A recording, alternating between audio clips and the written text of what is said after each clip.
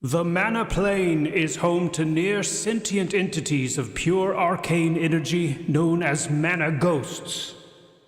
Without purpose or form, it is the summoner who has fashioned a use for them. Through their mastery of arcane summoning and a form of magic-infused engineering known as arcaneering, the summoner can pull a mana ghost through time and space while binding its form to a magic or elemental property. Historically, the most stable and effective bindings have been to mana magic and the elements of earth, water, and wind, though experimentation is ongoing with the more unruly element of fire. These creations are known as archelementals and are the primary way summoners engage their enemies.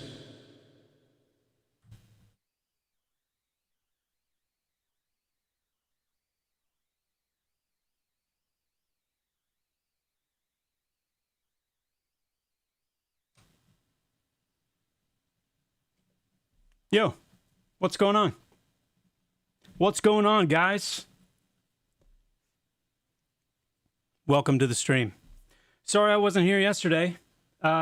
Maybe you didn't see it, but I did post. Oh, by the way, this is not a pillow. I've tweaked my neck. So this is a heating pad. This is literally a heating pad just like sitting on my neck. And it is what it is. I mean, I'm getting old, right? So it is what it is. I'm going to have to go back and listen to that after the stream because I have no idea how the echo or the reverb sounds. Like, it could sound terrible. I don't know. I probably should have, like, checked it before I did that. Anyway, obviously we've got Summoner on the mind. We've got a pretty substantial update coming for them soon. Actually just finished putting the finishing touches on the dev diary for the Summoner a few hours ago, and so had it fresh on my mind and wanted to share that little snippet with you guys. Because if you're like me and you spent hours on Caster's Realm back in the day reading all the info about the different classes and what they stand for and where they come from and their lore and their all that stuff, it matters. It matters. And if you know, you know. So yeah, hopefully that's exciting. We're going to take a quick look at some of just a kind of a check-in on the Summoner today. We're not doing a deep dive or anything. We've got the dev diary coming out tomorrow. We can talk about it, a lot more then. But just want to give you guys a little taste of how it's shaping up. Just a little taste. And then see, what questions maybe exist out there in the ether. But before we do any of that, and I mean any of that, let's say hello. Let's say hello. Okay, we have got Kerrigan. What's up, Kerrigan? Ginjon, Velking, Salted Hash. Just let me play. Glorf. The man, the myth, the legend, Helgir, Sprodog. We've got Flourishing, Jaden, Kronzik, Nomari. Good to see you guys. Welcome. We've got Wolfgar in the house. Wiki Wacky Woo. Welcome. Kazakhs. Oh, let's see. Arconus. Cut off your head. Not you, Arconus, but our friend and fellow chatter here, cut off your head. Welcome to you both. Good to see you. Mordred, welcome. Low Riser. Hello there, Low Riser. Burgomeister. Meeks. Good to see you guys. Xerxes, welcome. The Super Chin. Dilbo Bagskin. Welcome to you all. I also want to say hello to Dynamic Entry, who, quote, I am currently pulled over on the side of the motorway on the way home from work to tune in for some alpha from the man himself. Literal legend status. What's going on, Dynamic? Stay safe, but really glad you're here, man. Tolmart, welcome. Can't wait for the spring update. So excited to have a fantastic stream. Thank you so much, Tolmart. What's going on, Sergio? Guts Rage. Can't get enough of Pantheon or the streams. Keep feeding us that delicious copium. Great work to the whole team as well. Thank you so much, Guts Rage. Gutsu. If you know, you know. Your IT guy, good to see you. I am glad I am streaming today as well. Thanks for being here. Pygmalion. What's up, Pygmalion? Give us the test server. Good things come to those who wait. Caster's Realm had totally forgotten about that site. I know, right? That was a good one. I remember before EQ launched, my buddy that got me interested and kind of told me about it, we spent many, I would say, well, easily hours in total during my computer class in high school, browsing Caster's Realm, figuring out what classes we were going to play. And you'll never guess which one I had decided to play first. I ended up changing my mind once I actually got to the character selection screen. But I bet you'll never guess which one, which EverQuest class I had chosen from a distance, just from reading the website. I mean, of course. As soon as I say that, Mordred, the first guess, Magician, of course, it was Magician. Yes, it was the Magician. Whatever. Thanks a lot, Mordred. Goodness. I want to give a massive shout out. Flourishing the Guide. Thank you so much for the tier 1, the 5 months. Get her done, Joppa. Yes, indeed. Wiki Wacky Woo with the tier 1 and 21 months of support. Wiki Wacky Woo, that is amazing. Thank you so much. Jaden with the 2 gifted subs. Thank you, Jaden. And Xerxes with the Prime and the 4 months. Guys, thank you so much for the support. But very appreciated. Very appreciated. I hope you guys know that. I hope you know that. Whoa! Wiki!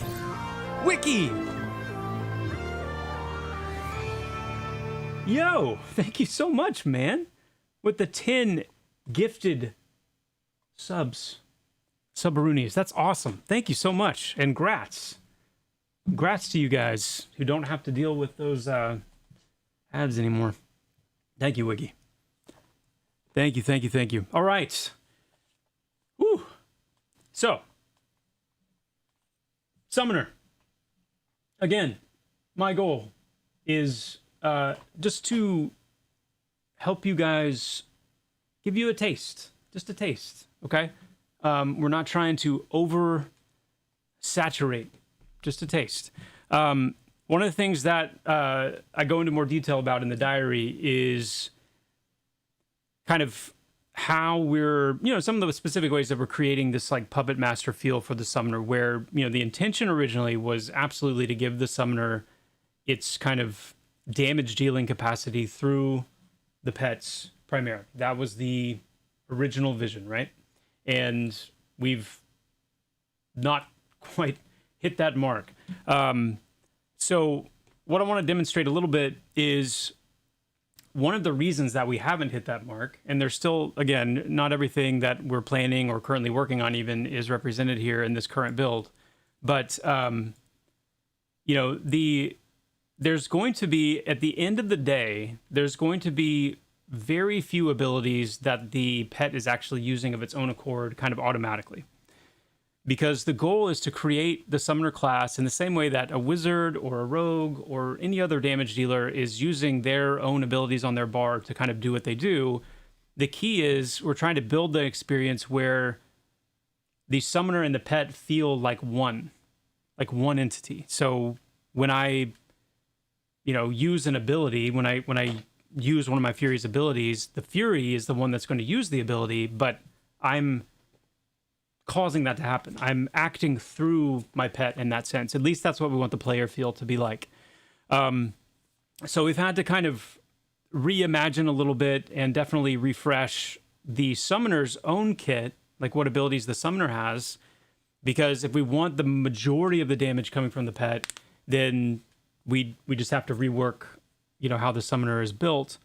And we've kind of landed on, I think, a really cool paradigm there. I'll explain that in a second. But we also had to give the pets more of just kind of a slice of gameplay that felt smoother, that felt more kind of like, it certainly was more impactful damage-wise, but also something that wasn't so complex that, you know, the summoner wouldn't be able to weave in their own abilities and then eventually, you know, kind of keep track of what two different pets are doing at the same time. So all that to say, just a quick little slice here, a cool little loop that I feel like for the Fury works well. Some of this will be without a whole lot of context because, again, I don't want to like stomp all over the diary that's coming out soon, and I'll let that, you know, kind of set more of the table. But let me check real quick. Let's get our audio dialed in here. Oh yeah, that might be a little bit too much, actually. A little too raff. That's probably good.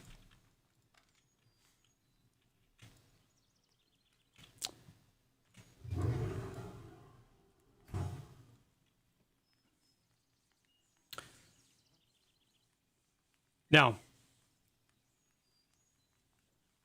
I know a lot of you are really, really sad about the press three buttons to press one button gameplay that the Swarm projectile currently has, right? I know a lot of you are going to be sad to lose that, but you are going to be losing that, and in its place, we've got this stacking dot here, the mana missiles.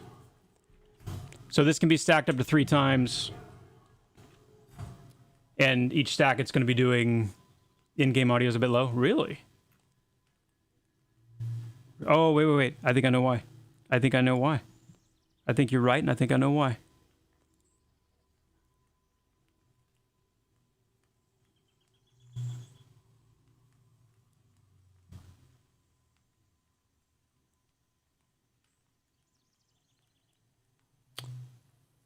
Well, let's get this right. Let's get this right.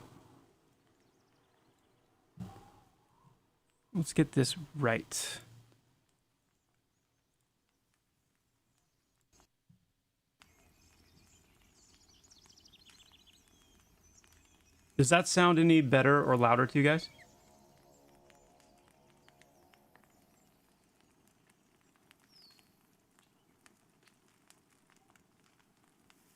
Yeah?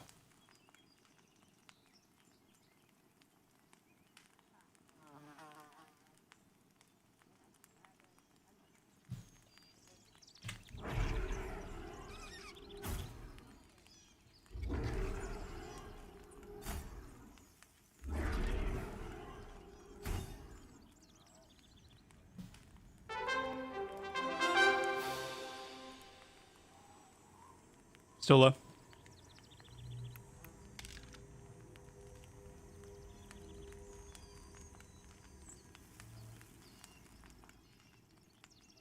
This is the dev build, so there's been some audio changes and some things are, you know.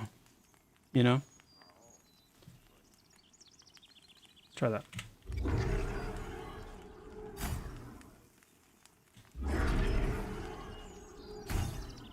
Is that any better?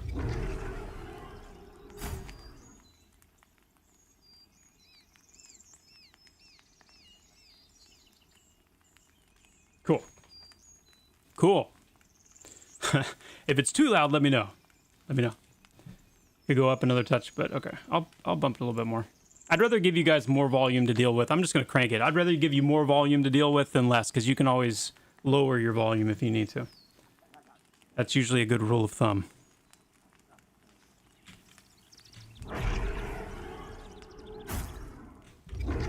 So you tell me, is it any better?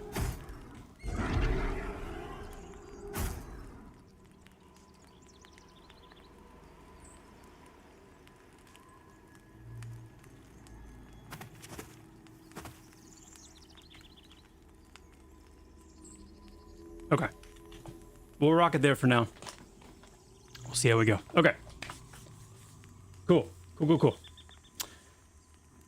So, yeah, again, if you're just joining, very, very quick little snippet here on kind of a summoner check-in. That's kind of what I'm thinking of this as. We're not going to go super deep. We've got a dev diary coming out soon, and we'll get into all that. But what I am going to just quickly talk about is, number one, we're moving away from the press 3 buttons to press 1 button current Swarm gameplay, and we've changed that. There's actually a couple of different ways that we were thinking about changing that ability. And some of you that have been visiting the streams regularly know that one of the ways I even showed on stream was actually actual Swarm pets, like smaller versions of the Archelemental pets, being able to summon up to 3 of those. Cool idea. Thematically really solid. Ultimately, what ended up making me just a little bit uncomfortable and ultimately move away from that idea is because we already right now are looking for ways to reduce clutter and the amount of like visual information and noise that are going on in combat around targets. And so when you imagine, multiple summoners potentially having multiple up to 3 of these little pets in and around the target, along with everything else going on.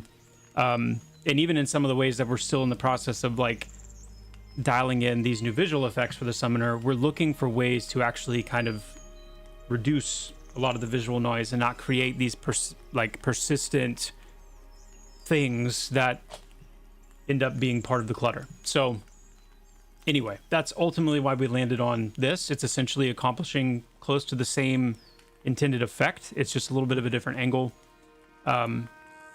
And I think, fits the summoner theme really well. But yeah, you've got now this stacking dot where this has, its own duration. You can stack it up to 3 times. And then once you do stack it to 3, then you can refresh that with just another cast. So if I want to keep it at the stack of 3 on this like strong mana missiles, then I can just keep refreshing it as we go along. Too quiet? It's still too quiet, Dennis? Are you talking about me or the game?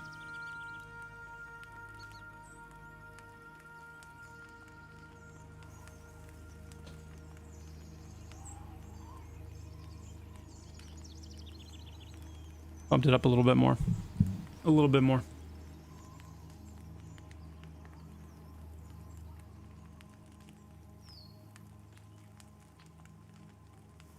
Do the missiles make sound? Not yet, because it's a really new visual effect, so they haven't gotten a chance to do any sound design for it yet. Yo, Let You Live, thank you so much for the Prime sub and the 12 months. Rip Leroy, thank you for the tier 1 and the 4 months. Guys, thank you so much. Thank you. Thank you.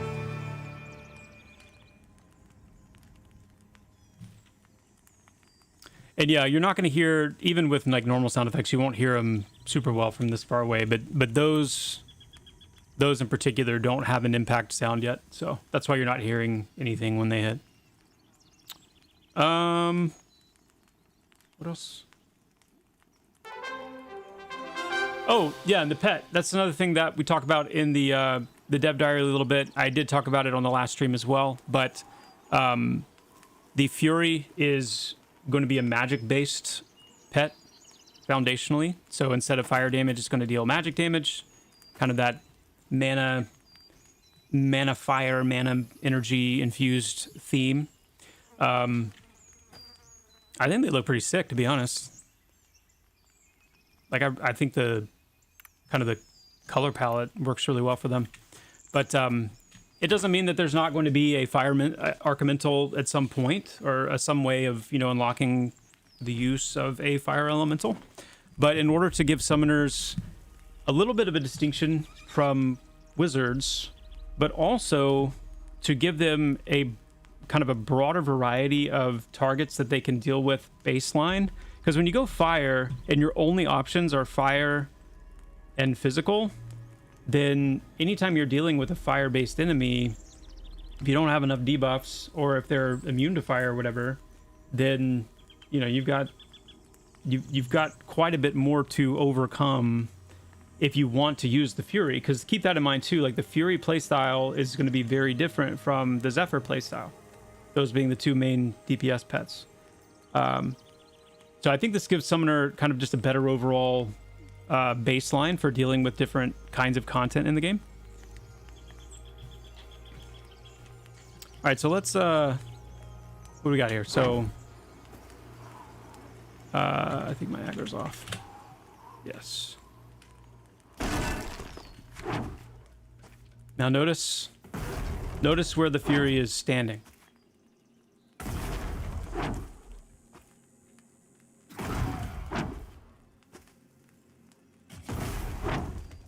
So much for Archive using Summoner Pyro.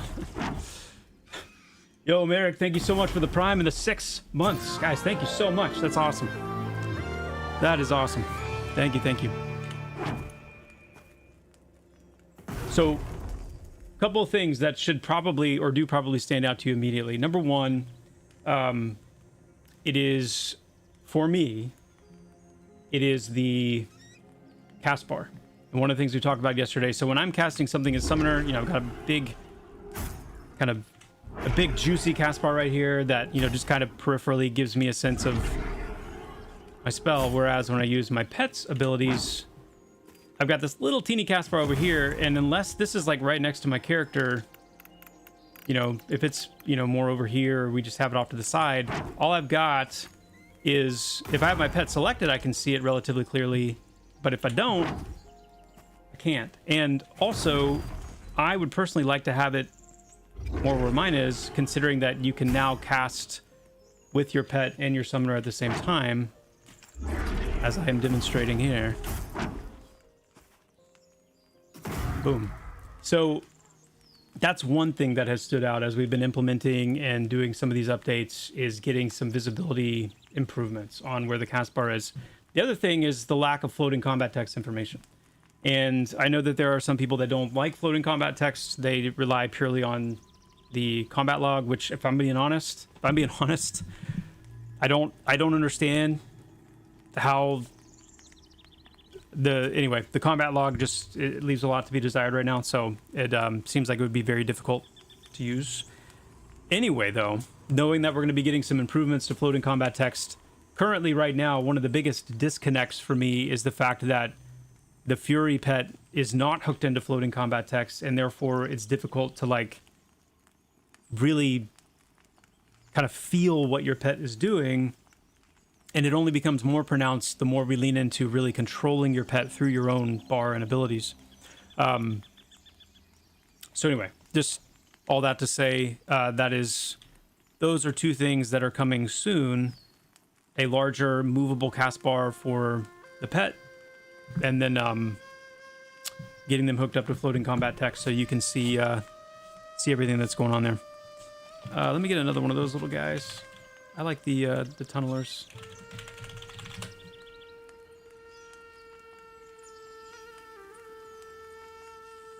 I'm just summoning them in. I'm actually gonna stun it so we can focus on hitting it with stuff.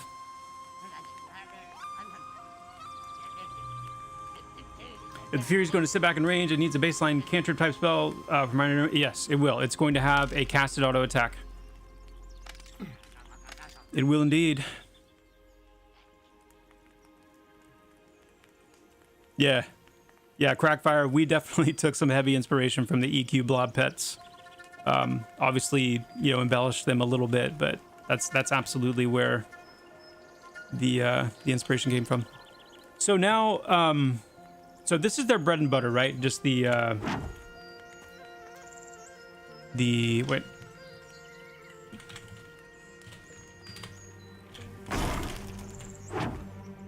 The little just casted bolt that they have. Now, we also have Mana Flame. A lot of these visual effects, by the way, are subject to change. Mana Flame is just dealing magic damage over time.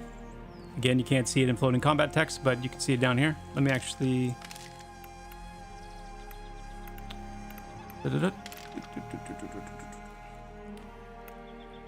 For now, anyway.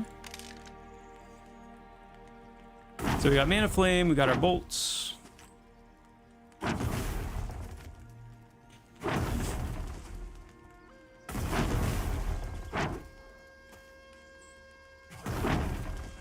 And then this ability here is a heavier hitting, longer cooldown ability. So it just did, well, I say heavier hitting, you know, 81 damage. It's really similar to Mana Bolt. But the cool thing about this ability is if Mana Flame is on the target, then this ability is guaranteed to crit.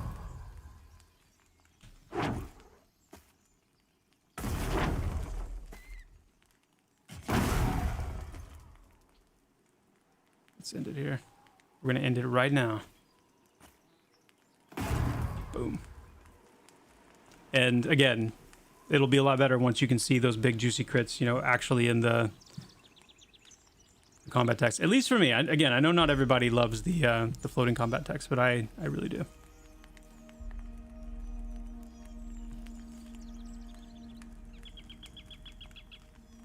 Is that little mana ball he's using consuming mana, or is it functioning more like an auto attack? The little mana ball is consuming mana, but it's consuming my mana. It doesn't look like it is right now because of this item, these two items that I'm wearing actually. But yes, that's another big change, is that summoner pet abilities use your mana, not their own.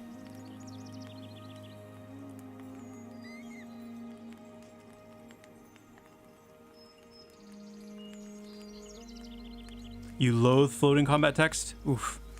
Yeah, I don't know. I'm too far gone. I have to see it.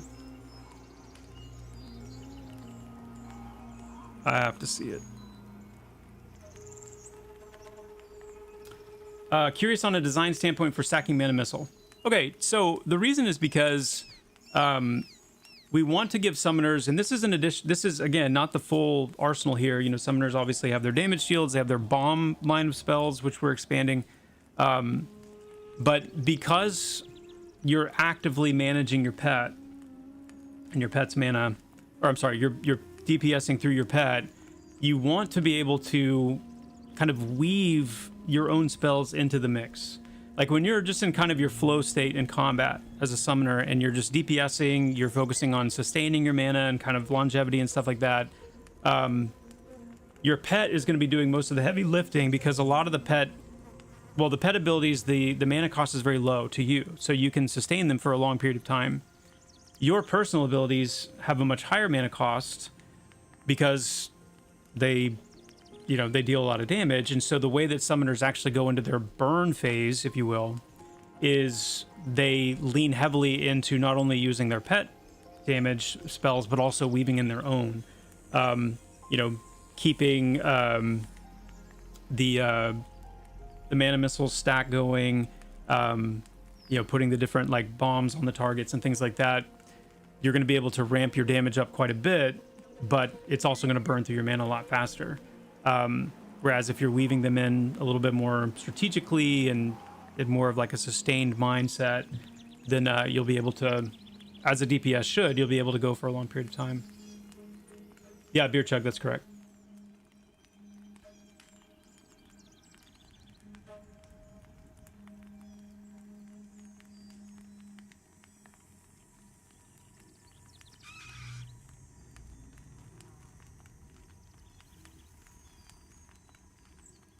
Well, the difference with this approach and the Swarm spell is that the Swarm spell, you needed 3 casts that did nothing to then press it again to get an outcome. Whereas this is like, if you can only spare mana for 1 cast, then it's a dot. But if you have the mana to spare, or if you're actually trying to push, then you can cast that 2 more times. Each time you're getting increased damage return. Yeah. I mean, you can view it that way. I don't view it that way. I don't view it as like I have to push it 3 times, because there are going to be situations where you can't. It's really meant to be more of your pet is going to be capable of dealing the majority of your damage. These summoner spells are supplementary. If you can get 3 of those casts off, then great. And also remember, like, you know, we have a full mastery suite to work with when it comes to like improving, you know, either like shortening the cast time of that spell, potentially all the way to making it instant cast, having, you know, each stack do considerably more damage. So we have lots of ways of like improving that further. But it's kind of like, you know, how many do you think that you can get onto the target in a period of time without burning through all your mana?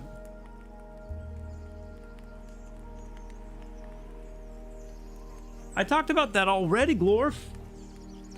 Glorf.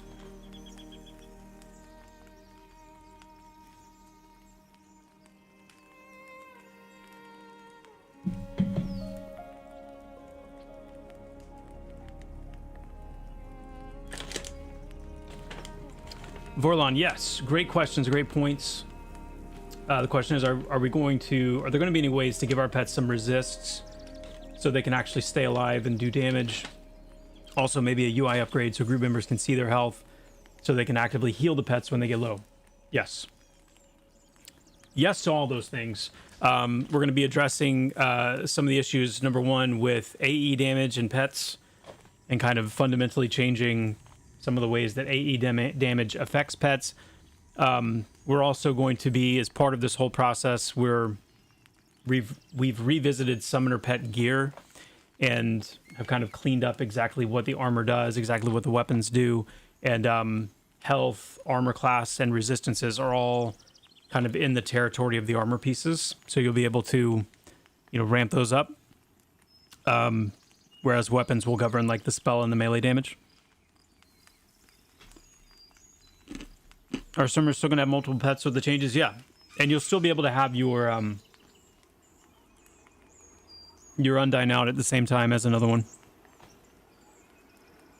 Yep.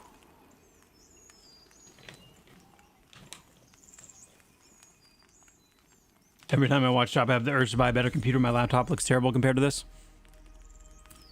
The game, I mean, visually, it's definitely in a season right now where we're making some strides and improving it quite a bit. Like visually.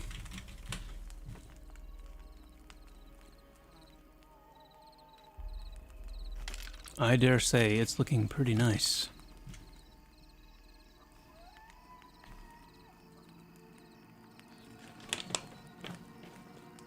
That's the plan, Dennis. That's the plan.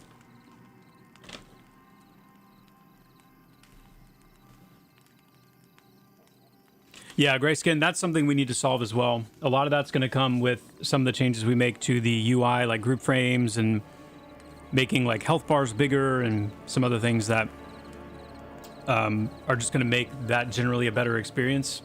And pets are a part of that.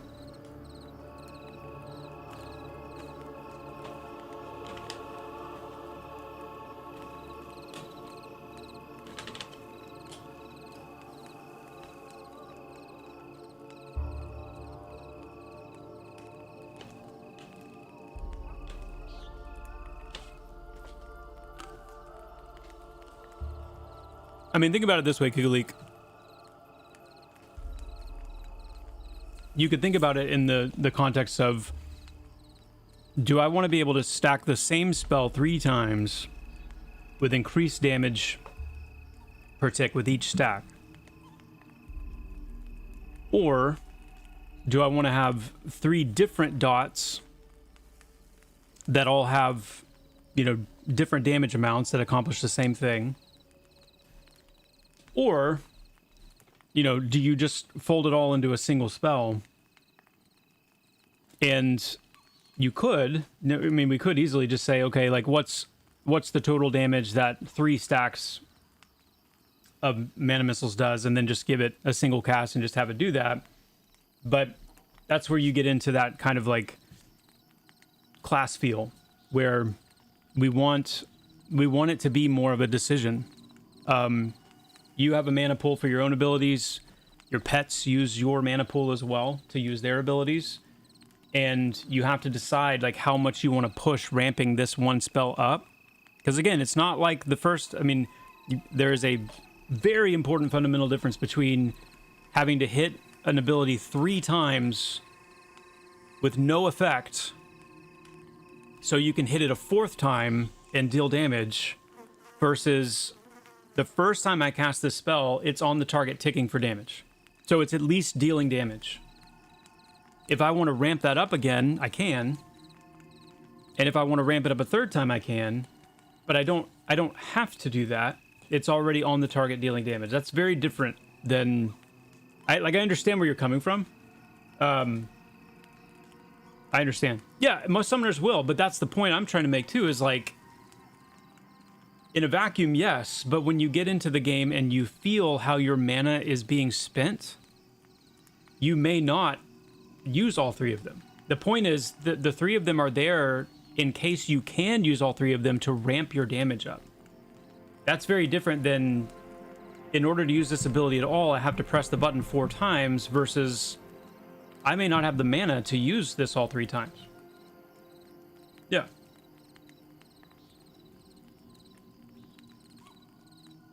Yeah. And like, just to be clear, with all of this stuff, and that's one of the reasons why the test server is going to be amazing, is like, you guys get to experience it, see how it feels, and then let us know.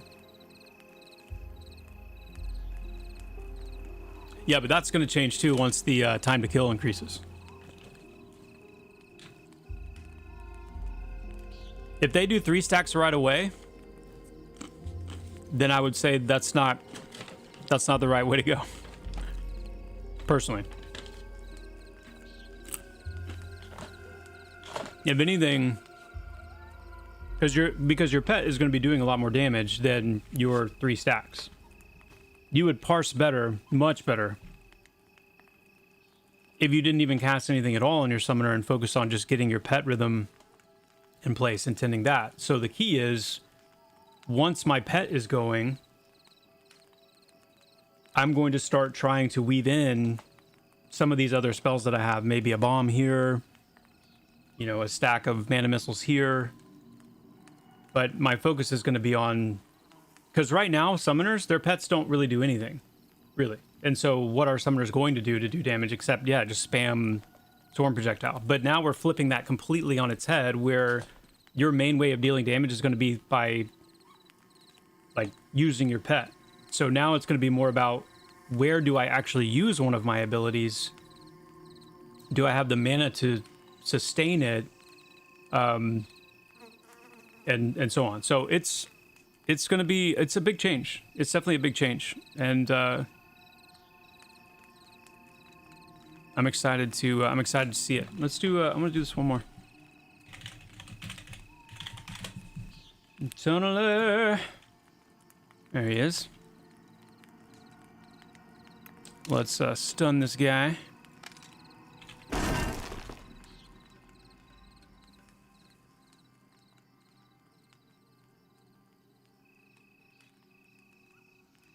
So, yeah, let's do kind of a normal fight here.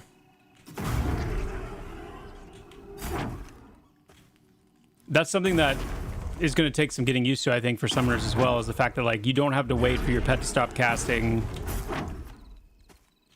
before you start casting, you know?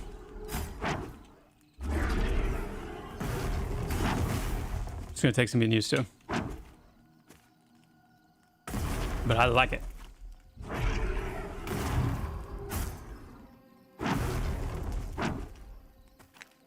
You can see my mana's going down here.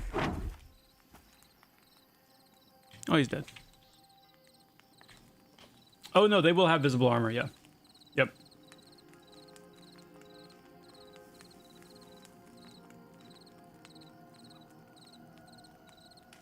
It's going to be part of the summoner main bar. Yeah.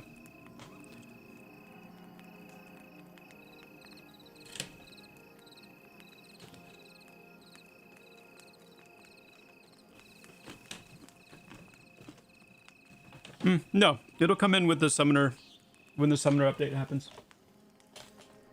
which will be before spring.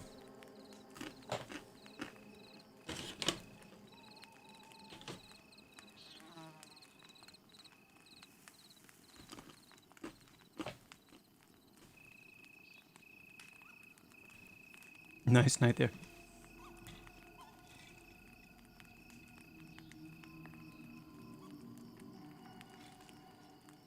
Am I able to talk about how the Nightfall Crypts are locked to 1 or 2 groups? They are not locked to 1 or 2 groups. Not at this stage, anyway. No. Dude, ZipFizz is epic. Nighttheater, you are 100% correct. No argument from me at all. In fact, it's kind of a thing where you kind of just always know that I'm going to have one of these around me in some capacity, in some vicinity. At least one. There's probably more in here somewhere. Maybe.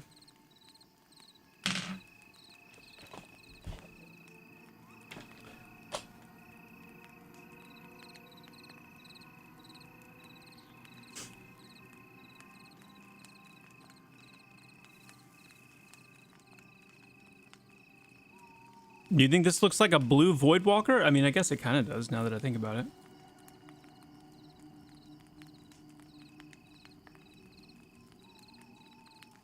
But I think it's different enough. And this one especially probably has a little bit more of that vibe. The other ones I don't think look like it quite as much. The blueberry.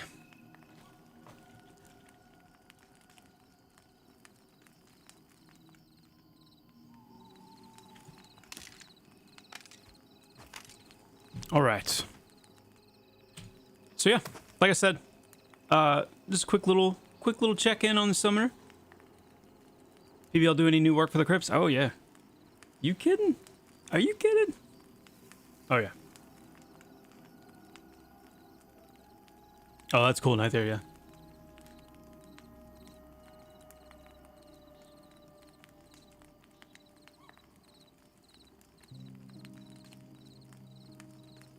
Let's take a look at our different pets here together. One more time.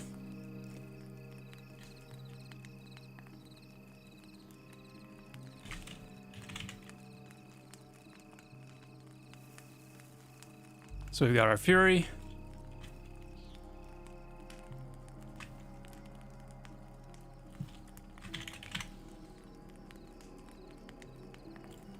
Got our Zephyr.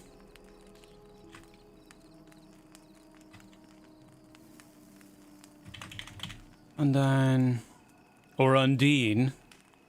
Some of you prefer Undine. And, the Titan.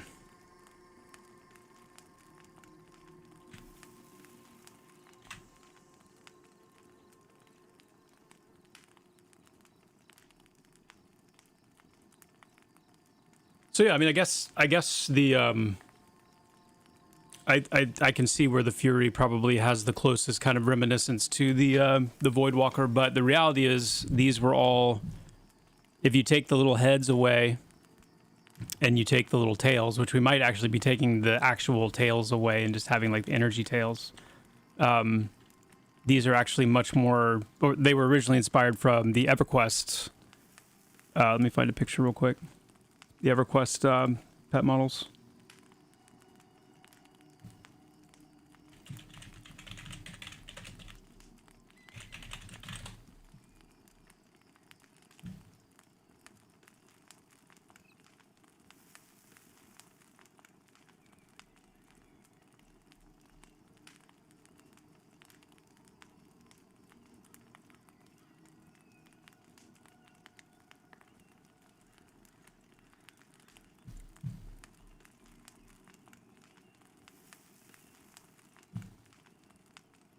So, it's all going to depend on your come from, though, you know?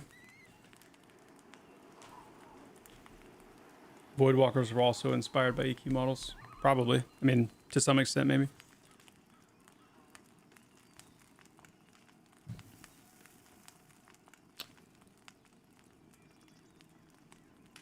Anyway.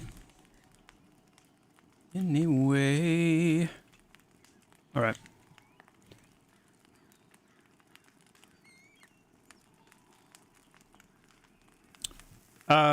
Customization in the summons? I mean, maybe. That could be a down the road thing, maybe, yeah. Maybe.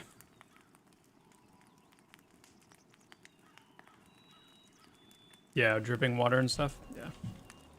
I really like Undyne a lot.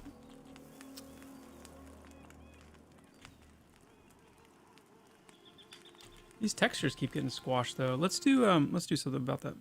They need little hats. Yeah. Little hats. Little hats. Yo, what's up, Exon? I was wondering, with melee stats in Pantheon, does Constitution really affect hit chance over decks like the UI shows? It does. Currently, it does. That is not going to be the case come spring, though. Yeah.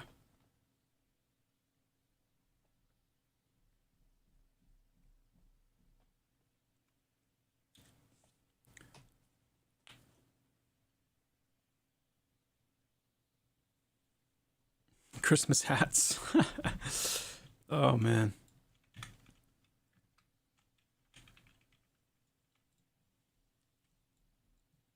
Some of these textures got squashed.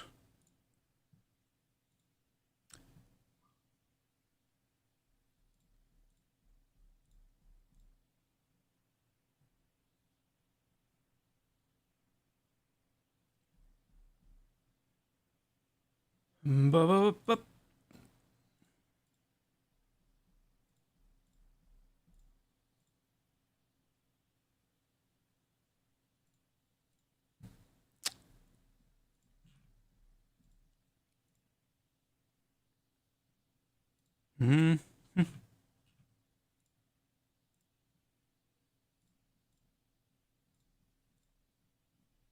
Ah, that's better. There it is. There it is. Okay.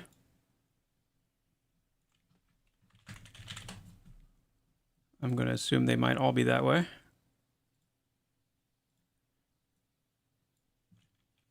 Yup.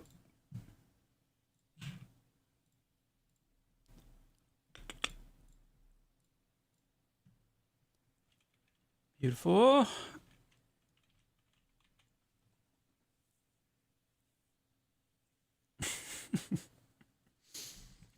Little top hats. Spring is like practically tomorrow in developer years. You are spitting. That is absolutely true. Developer years hit different.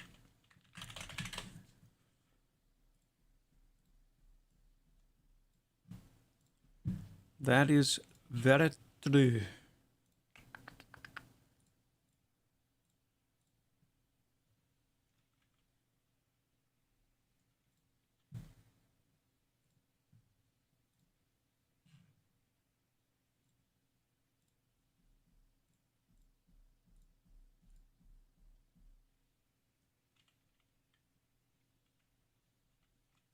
Okay.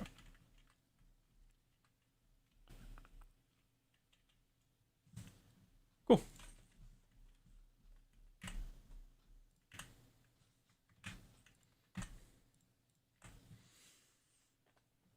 Some of the elementals should be like floating digit at higher levels. Stronger you are, the stronger elemental you can summon. So they change shape to reflect the level.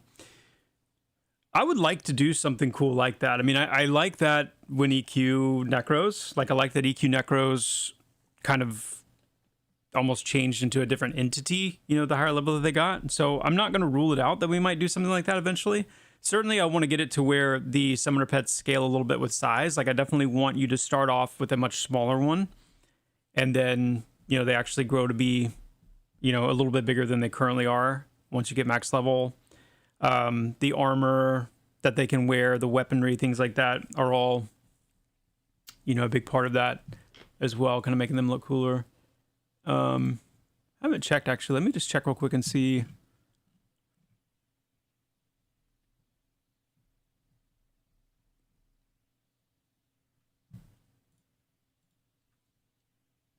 Let's do a little test here. A little test.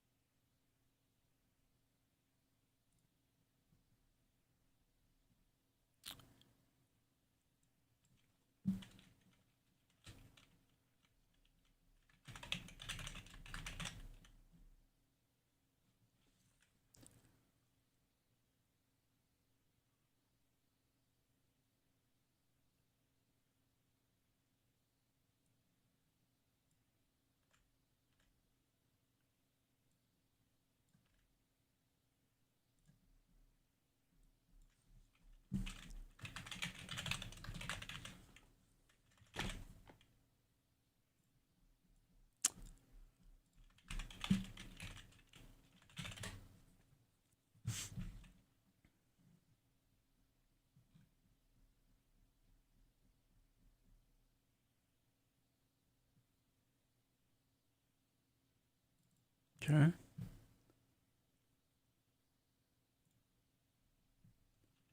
me do a couple more.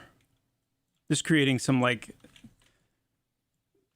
VizDev, some little test pieces here that we can use to look at the Archimental armor.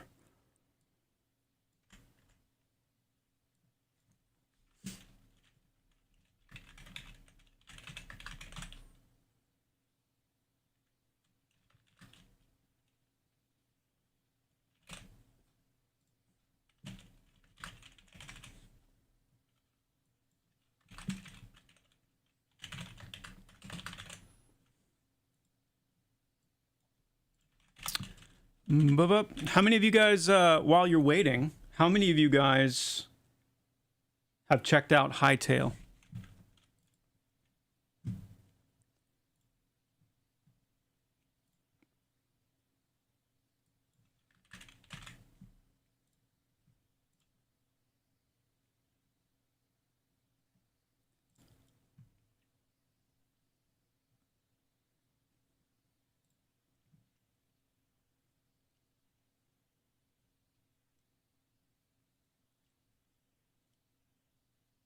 Wow, that's more than I expected, actually.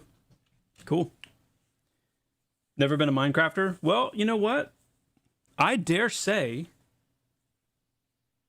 that you don't have to be a Minecrafter to maybe enjoy some Hightail. I'm just saying. Because it looks like they're doing a pretty good job of leaning into some of that, like, or at least setting the stage, I should say, for more of like an RPG heavy experience. We'll see.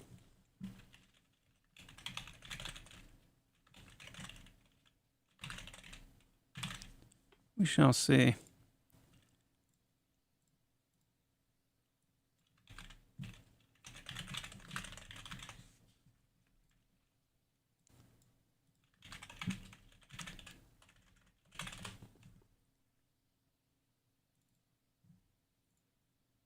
Okay.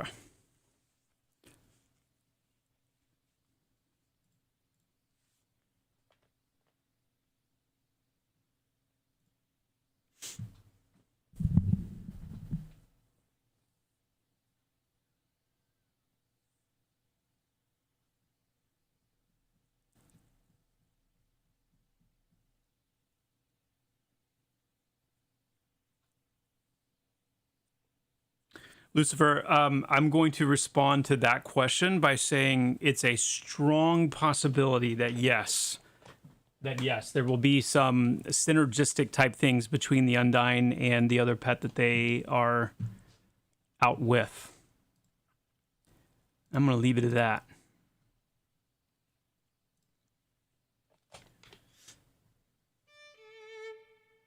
They are. Oh yeah, Hightail is very mod friendly. Yeah, just like Minecraft is. Can't get past the graphics. Well, that's fair.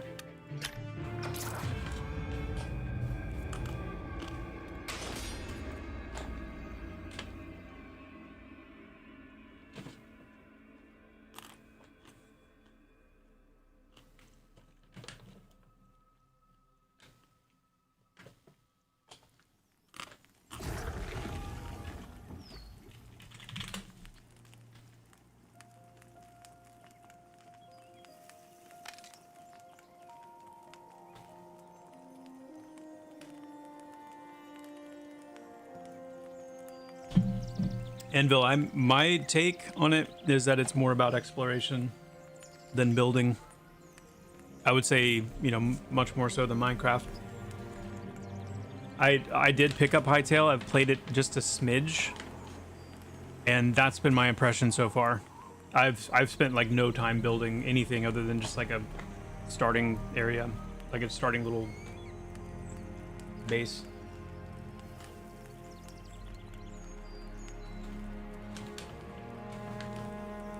And I would say, in being more exploration oriented, from what I've experienced so far anyway, the exploration is a lot more exciting, satisfying.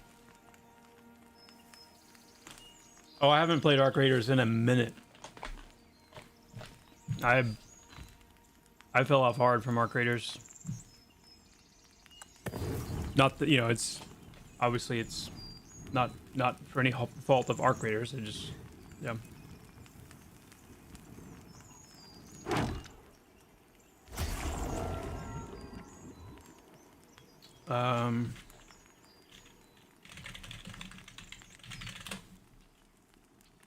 Boop, boop, boop. It's not you, it's me, Arc Raiders. It's not you, it's me. Alright, let's see. See what we got going on here.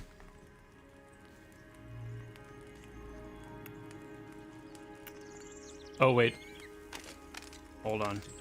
I missed a step. Whoops.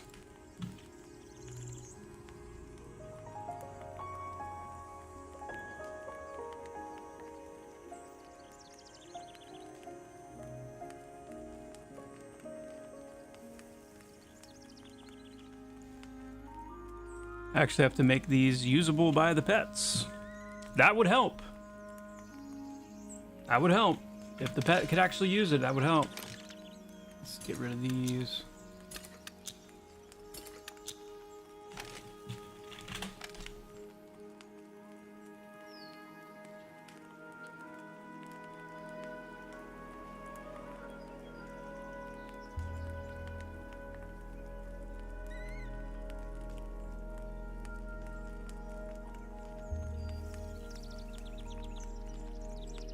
Will Hunter Ranger pets have similar power levels to Summoner pets, or are the Summoner pets designed to be more powerful since it's what the class is all about? Summoner pets definitely designed to be more powerful. In fact, I don't know, I wouldn't even classify the Ranger pets as pets. They're more like temporary summons into battle. And they do very specific things when they join the battle, so. Yeah.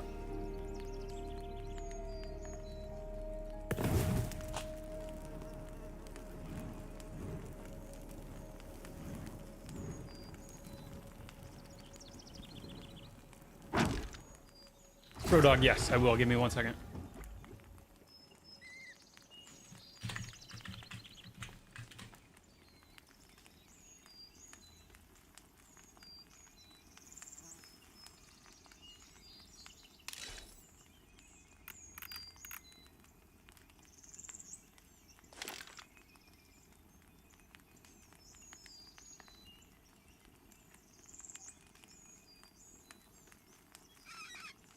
Hold on 1 sec, guys. Need to coordinate something with my wife real quick. Give me 1 second.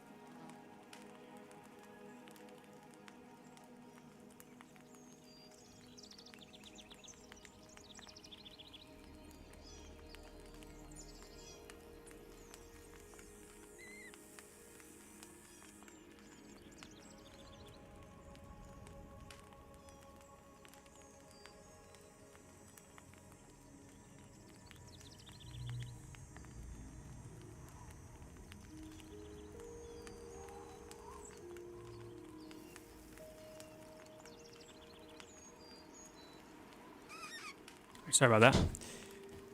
Sorry about that.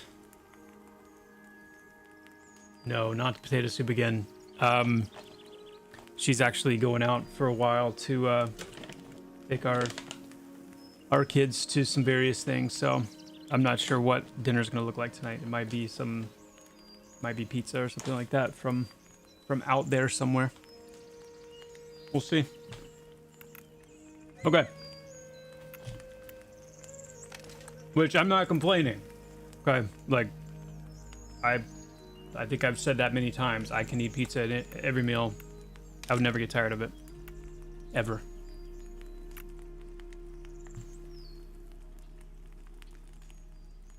Okay. Are you working? You don't appear to be working yet.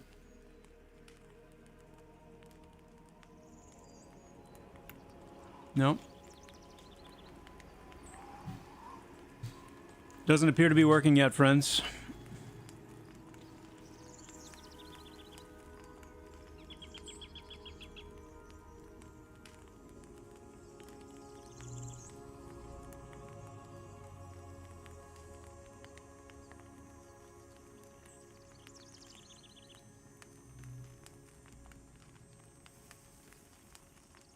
I don't think anyway. Hold on.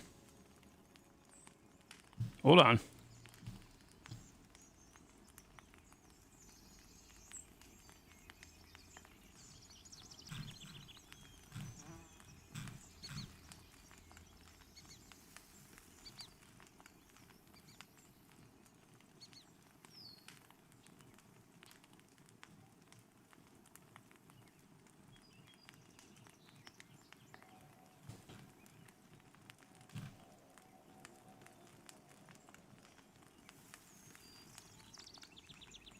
I know I've got a screenshot somewhere.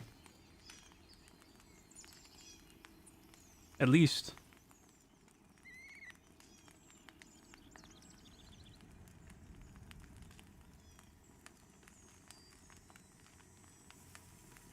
Ooh.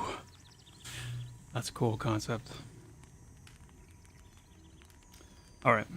Anyway. Yeah, I'll see. I'll see what's going on with this. I'll see.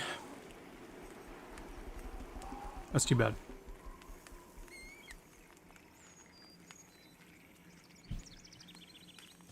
Oh yeah, you asked earlier, Nicodemus, what games I've modded. Minecraft's one. Minecraft is one that I have pretty heavily modded. What other games have I modded?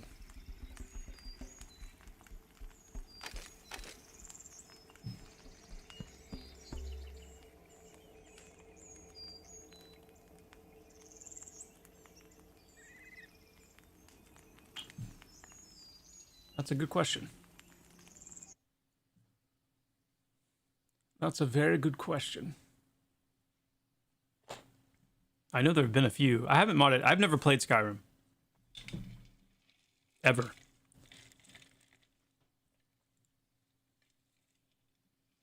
Pepperoni pizza with green olives. Mmm.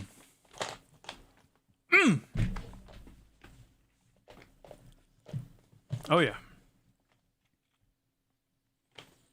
I'm still waiting for a Diablo-like game where you have an overhead view of your character with EQ group mechanics. That would be sick. I'm not gonna lie. That would be sick. That would be sick. I'll say it again. What am I drinking?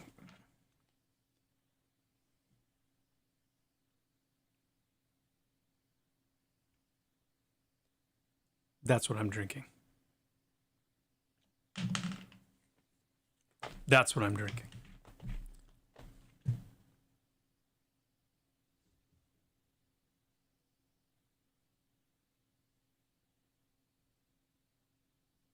Haven't they? So is Dread Mist an MMO? Where was? I feel like I've seen. I feel like it was Asmongold that played that recently. That's where I saw it. Saw a little bit of that.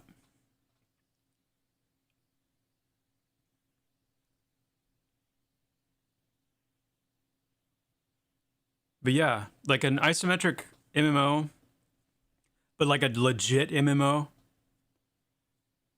like an EQ like legit, a Pantheon like legit, you know.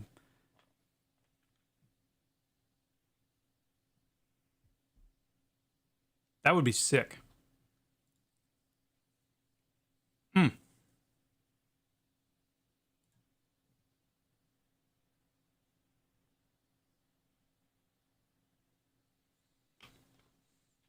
Is Zip Fizz kind of like a liquid IV? Zip Fizz is, yeah, it's like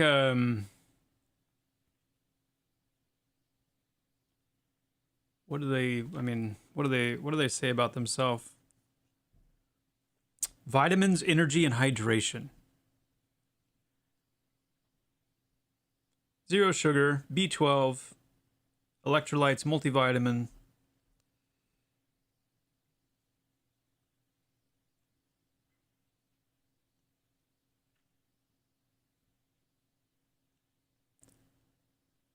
This is like, I don't know if you can actually read that. Probably not.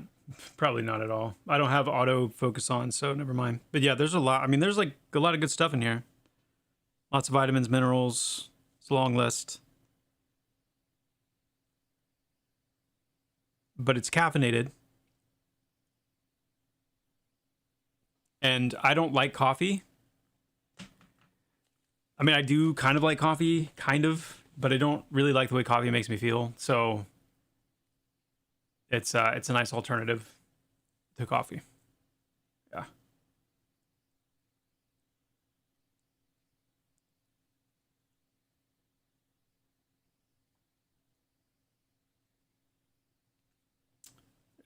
Yeah, like a Celsius or something like that. But it's what I like about the Zip Fizz, and again, I don't mean to always like hype it up, like whatever, but what I like about it, as it gets increasingly more important for me to drink water, and drink more water, and make sure I'm drinking enough water, it's nice because you can like make this gigantic thing, this whole thing full of water, and then just stir it in. So it's like, yeah, you're gonna get the same kind of diuretic effect that you get anytime you drink caffeine, but at least it's just straight up water, so you're getting all that water in you. Whereas I feel like when I just drink a lot of coffee, I don't know, I feel like it just kind of like, I don't know, you know?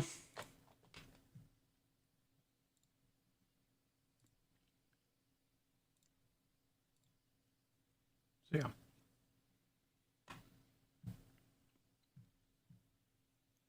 I don't even know. So how would you? That's fair, Glorf. That's fair. Leave it to Glorf.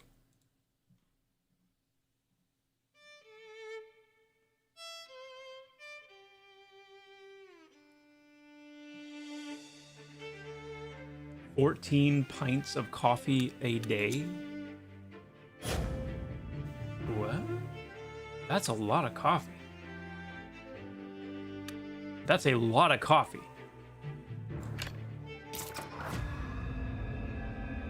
Yo. Okay.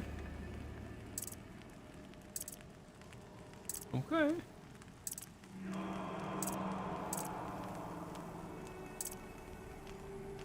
Hmm.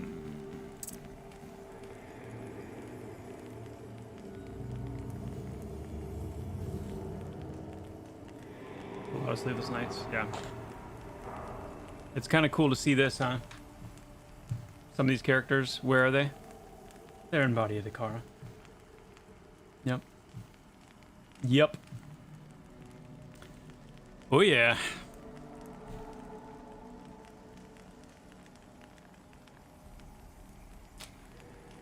Okay.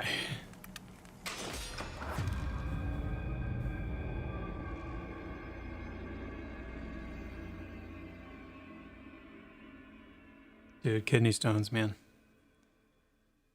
Oh, man.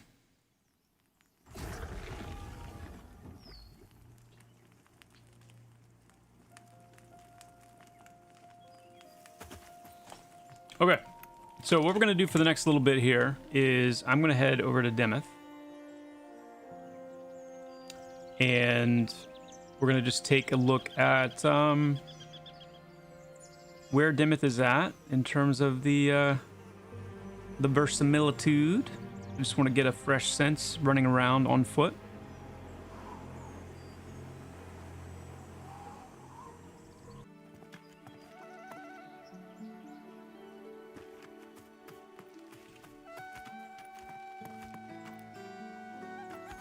I'm really curious how, once we do get the next patch out the door, so other than these like little load stutters that happen inside the editor, you guys have seen me in the editor a few times the last several streams where it's just been like super chuggy. But if I'm running through areas that have already kind of had that little load stutter and they're already kind of loaded in, I mean, like, look how smooth this is in the editor.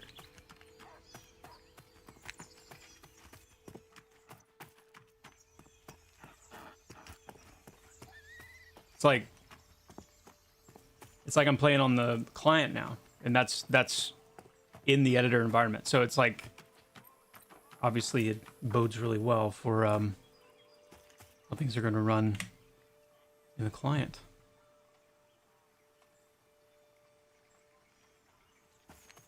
Feels really good. Feels really good. Okay, so we come to Demeth. Look at this, Moft Sonnet. Hello, Moft.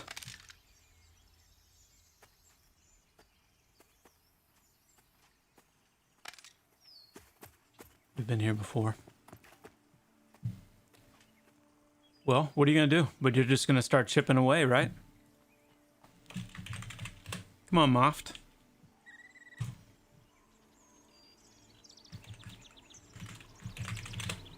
Moft.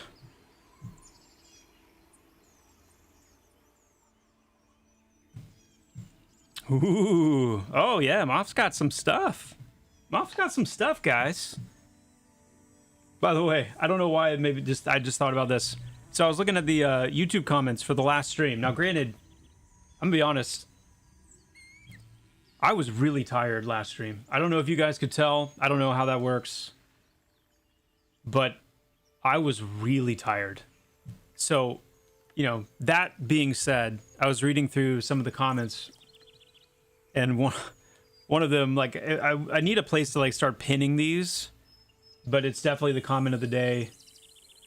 I really want to like this game, comma, but this guy is cringe.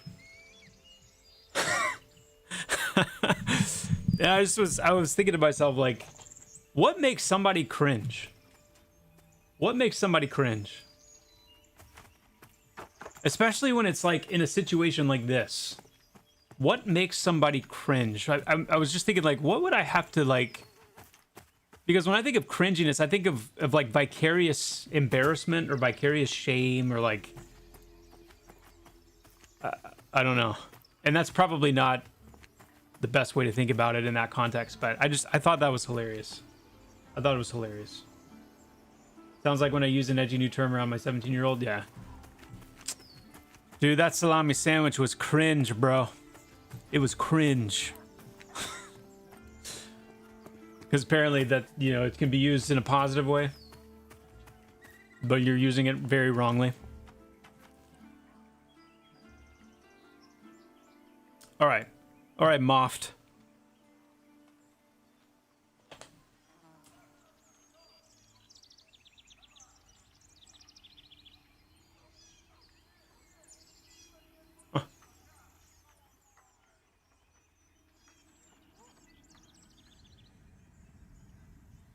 Cool.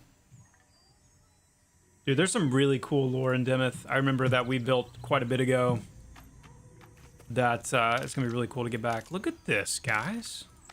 Okay. I don't know why I get like surprised by this every time.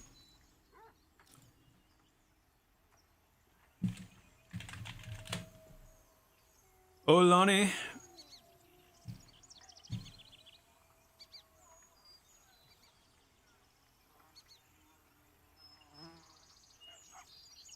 Ooh.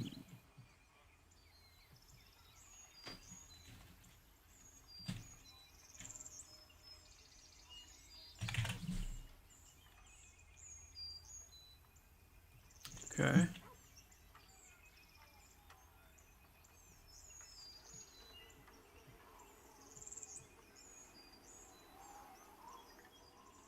Actually, I'm gonna try something. Let's try that.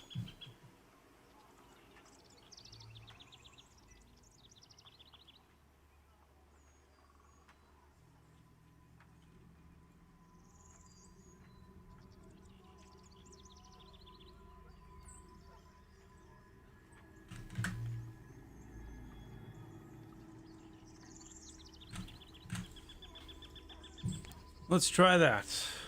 Okay.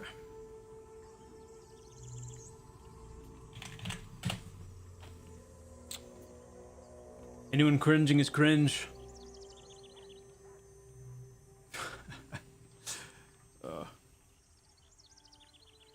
Just have to reply to the comment with your mom is cringe. Hit him with that sick burn. That sick burn.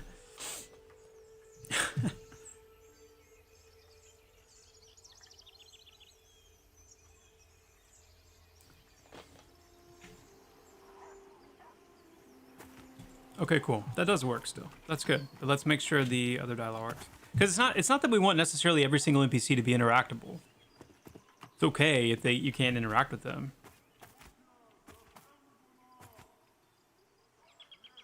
Yeah, so that's perfect. So we want some NPCs that when you come in contact with them, they have like overheard dialogue or, you know, dialogue that they're speaking to somebody else or whatever.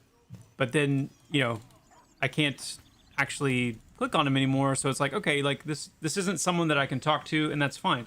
It's better than having everyone say, well met traveler. You know? I never answered your question about pet summoner stats. Thank you for the reminders, bro dog. Hold on, let me pull up your question again so I can remember it exactly.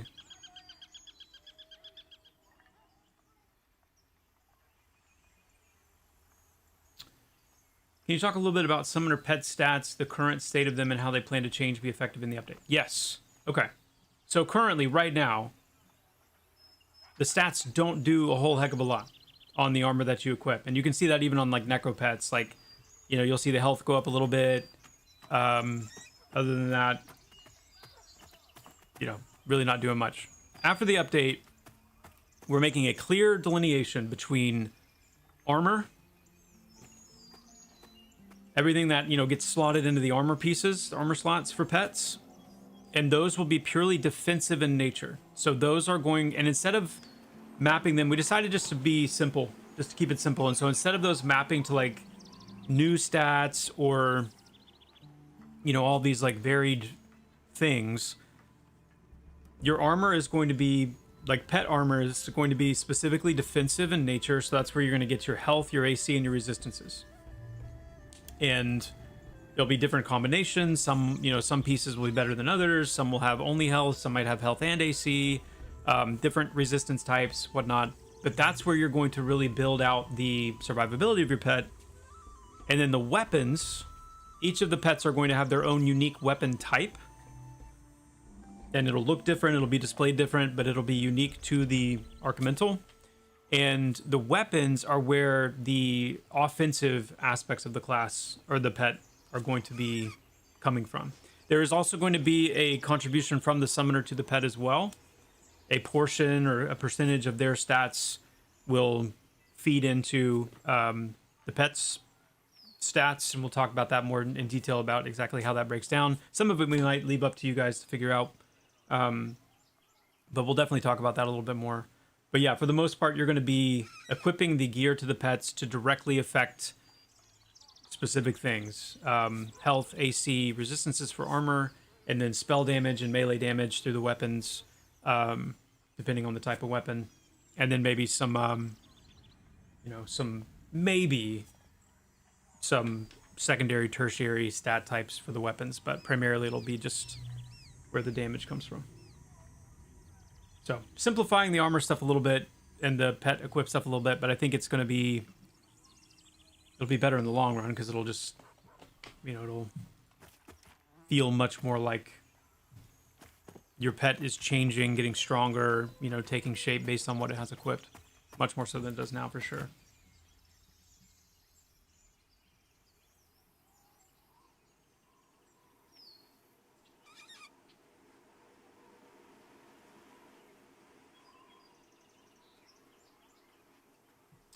Not a specific date yet. Asesher just committed to spring, and I mean we have a target date that we're working towards, but it's possible that you know it may slide, you know, a little bit later in spring depending on how things go. But spring is the planned update.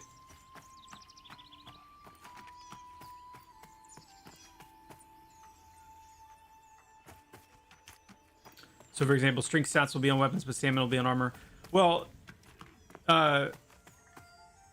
think about it even more direct than that. So instead of it being mapped to stats or like attributes, it's going to be more straight.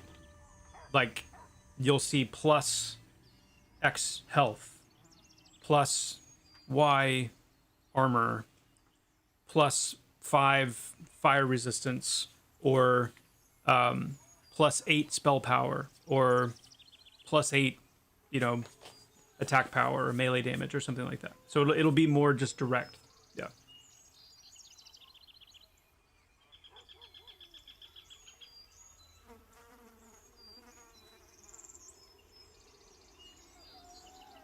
No, there is no date for the spring update. There's no exact date for the spring update that we've announced yet. No.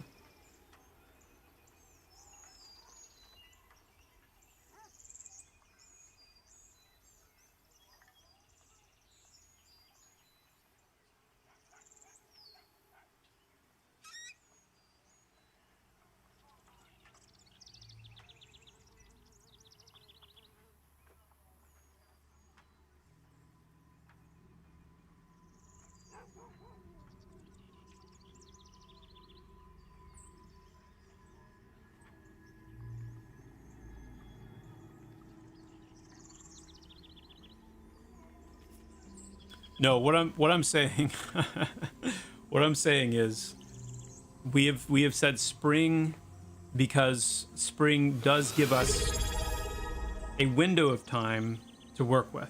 When that's going to be in spring, we have not announced yet. But I guess what I can say is that we haven't planned for the last day of spring as the, you know, target. So all I'm saying is, you know, with spring as kind of a general time frame, we do have room as the time approaches if we're finding that, you know, there's still some loose ends or whatever, that we've given ourselves a time frame that allows us some wiggle room. But that's, I mean, really don't take it any further than that, because the point is, like, spring is spring, and until we say this is the date, then, you know. Yeah. Don't waste cycles and energy trying to figure it out.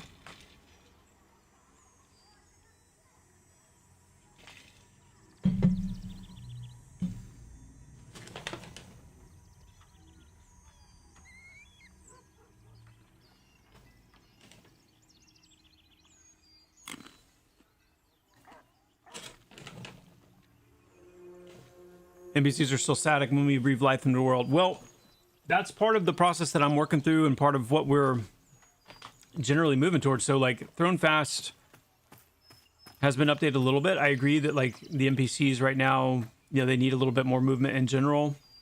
Some, like, different idle animations and idle breaks. A lot of these NPCs their visuals need to be updated anyway. Like, even just model wise.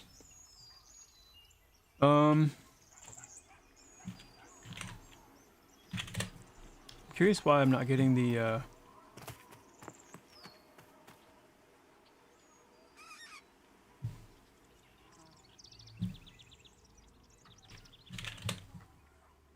Bale needs some help.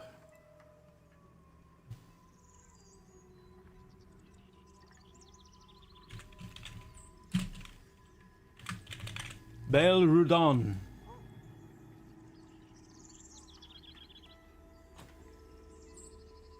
But yeah, Core Chamber, that is something we are working on actively. Did you tune up the lighting? Game looks better lately. There's been several lighting improvements over the last few weeks. Yep. and even more coming in whenever the next patch hits.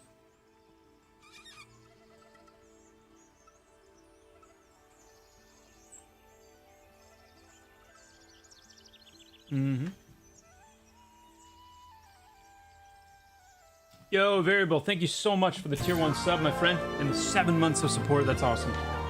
Really appreciate that. Big time. A big time. Oh yeah, lighting is huge. It's huge. Let's see. So you'll notice, you know, again, this is dev server currently, so like shadows, light shadows. Still doing some dialing in there, but at least they're turned back on, you know, and we'll be able to keep dialing those in. Hey, Joppa, hope everything's going well. Stopping in to see the updates to see if I should come back. Warrior's still able to use two-handers yet. Bashneer, it sounds like spring is going to be your prime time. If you're interested in piloting a two-handed warrior. Yep.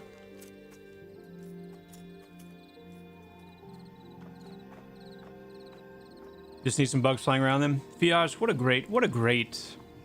great thing to say. Come on now. Come on now.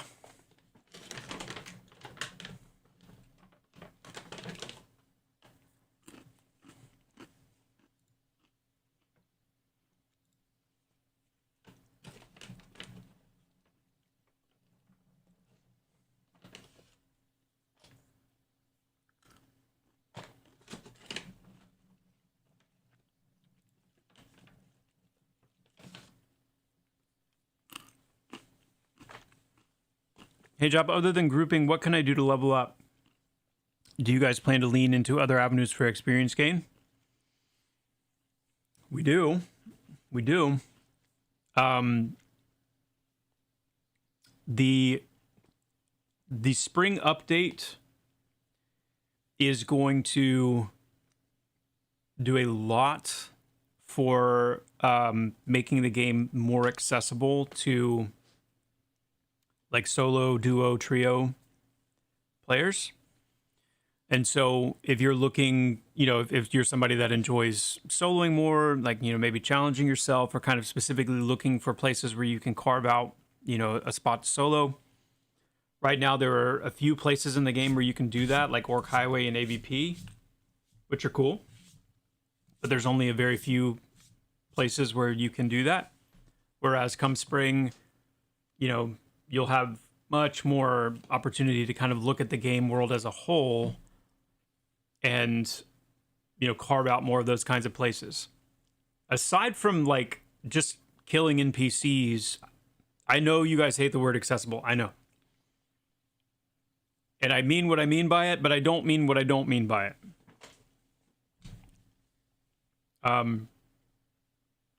But when you think about it, it's like, again, it is a good word on some levels, because when I'm running around through Avenger's Pass, and you know what? I just don't feel like grouping right now. And I run by that bandit camp in the middle of Avenger's Pass, and I'm like, nope, can't do it. Can't do it. I don't care if this bandit is walking by themselves over, you know, near this tree, completely removed from everything else. I can't even try it. Nope. That's what I mean by accessible. Like, I want to feel like all of these places are places that I can at least have a chance to try. Even if I fail, not having that artificial like, nope, but being able to try is important. And that's where the game is going to be in a much better place come spring, because we will still have all of those really awesome like group encounters, group areas. Places are going to be challenging for full groups, but it's just going to be so much more accessible.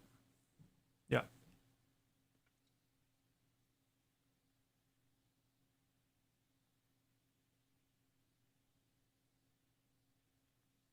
Oh man, work made me miss so much of the stream. Joppa, what will VR do about players having to work? That's a great question. You know, we'll go person by person, case by case, and we'll fly out and you know, sit down with whoever we need to sit down with, and just basically explain to them what needs to change.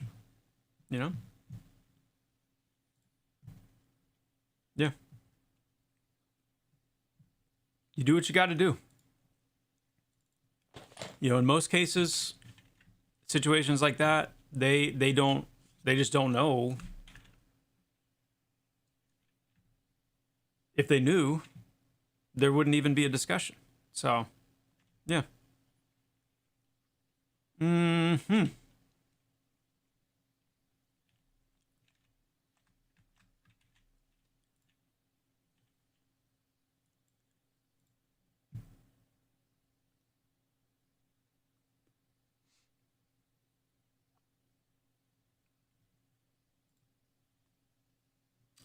Streetlight. Streetlight 01. No less.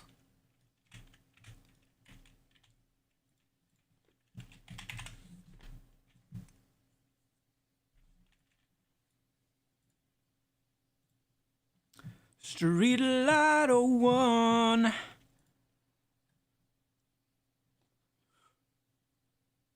It's more so the time for me. I've got 4 kids, so getting more than an hour to play is challenging. Yeah. Okay. Okay. I can understand that too, Flange. Big time. Big time. Mm-hmm. Mm-hmm.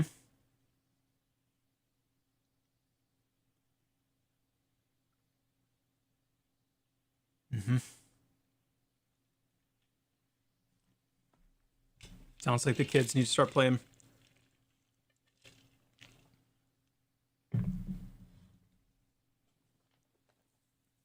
Release. Okay, let me see if I can flange. I want to come back to that because I need to process that for a second. The game is getting faster and faster. Will you bring the hardness back for thinking and dialogue? What's the plan? EQ1 style. Sorry for bad English. So sleepy. Well, hey, I don't think that was all that bad, to be honest. I think I followed that, and I think what you're asking is the thinking and dialogue that needed to happen in combat to kind of like communicate with your group and strategize about how to deal with, you know, what abilities are being used and whatnot. And the answer is we want that in the right places. Pantheon had trended towards needing that degree and having that degree of challenge and that bleeding edge. You've got to be locked in. You've got to be, you know, on a voice call, you know, steady comms, like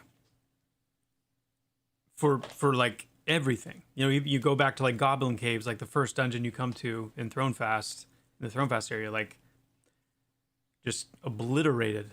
And we want that. We want to have that. And in fact, we want to even like ramp it further than we've ramped it so far in certain places. But it's understanding that, you know, we're not trying to build a game that appeals to everybody. So let's just get that off the table right now. That is a recipe for disaster, trying to build a catch-all game that appeals to everybody. Pantheon, even though I've argued in the past about it not being a niche game, because in some ways I genuinely don't believe that it is. I think it's a game that, but you have to understand the nuance of what I'm saying. Obviously, Pantheon is a niche game because it's not going to appeal to everybody. It's not going to cross genres, and you know, it's not going to pull people away even from certain styles of MMOs. But what I mean by that ultimately is I think Pantheon has a broader, appropriate audience appeal than I think people maybe gave or give it credit for. And the fact that, you know, we're not only trying to make a game that resonates with people who love EverQuest, we're trying to make a game that appeals to anyone with that kind of classic MMO sensibility, that resonate with those types of things. So that being said, We're not trying to cater to everybody, and we're not trying to cater to the lowest common denominator either. But I think there's a difference between catering and then still having on-ramps. Because casual players may play and love Pantheon and never get to in-game, ever. I mean, that was me in EverQuest when I first played.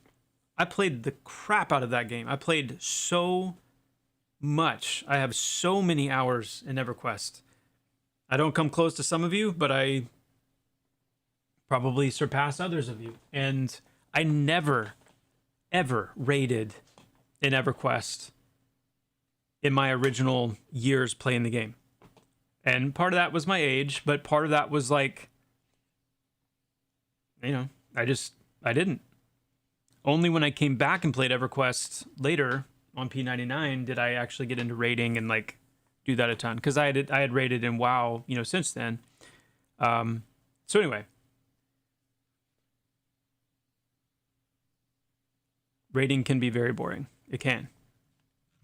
So I don't know if that answered the original question.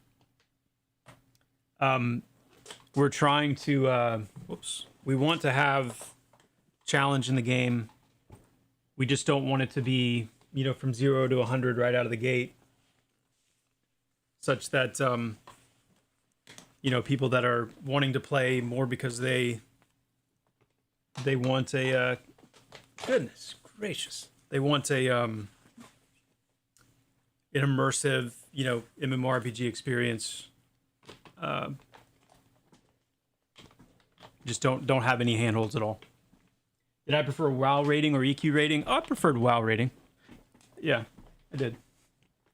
EQ rating was really boring. I'm gonna be honest. Like it was really boring to me, as a cleric. Now that's my only.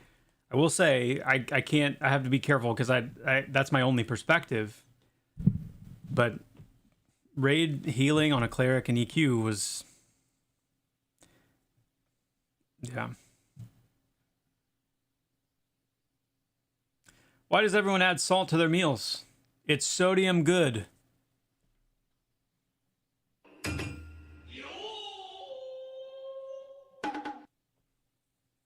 Thank you, Dayhawk.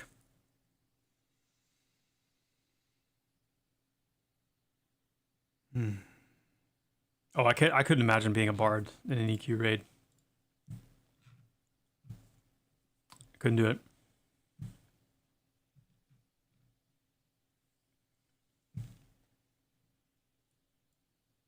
Couldn't do it.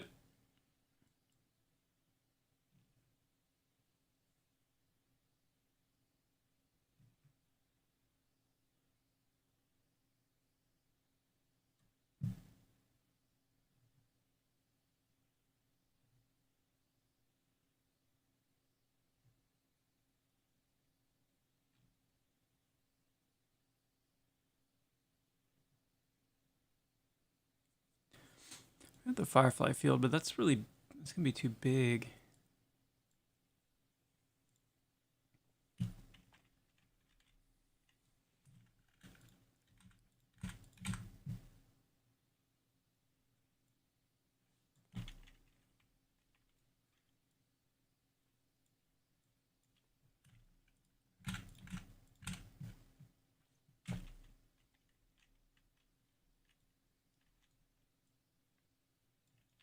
I don't know if that has the right vibe. Plus, it's like way too small. I wish we had this one. This one would be really cool if it was in if it was the right color.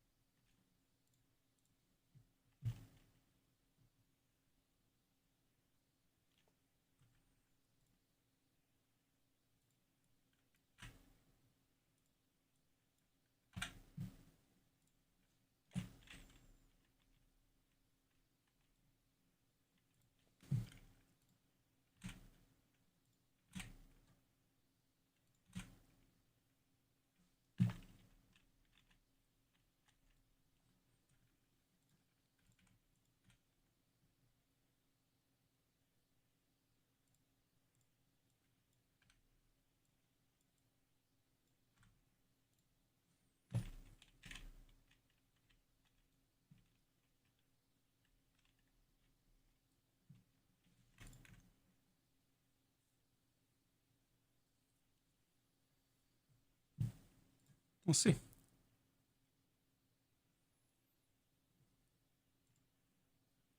Hey, Joppa the Rogue, get a pirate mastery line. Ooh, pirate mastery line.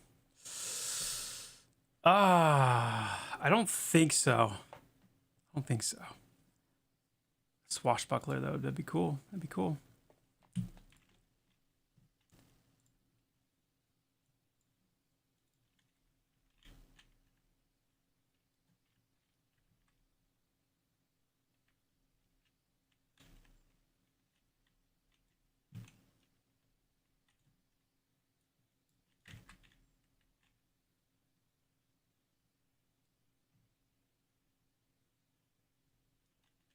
We'll leave it for now. But I know Cody can come up with something sick for that. So sick.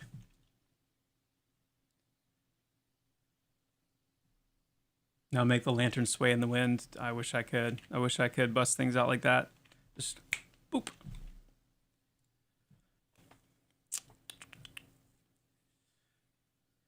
Hey, Joppa finals week, so kids have half days. Now I can watch you work for a bit while I work. Nice. That's cool, Ran.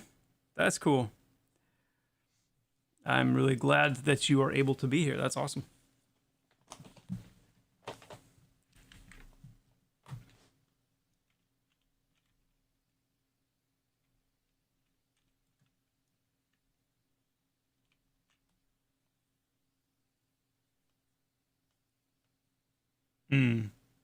Yeah, good point. Good point, Spectre. Oh,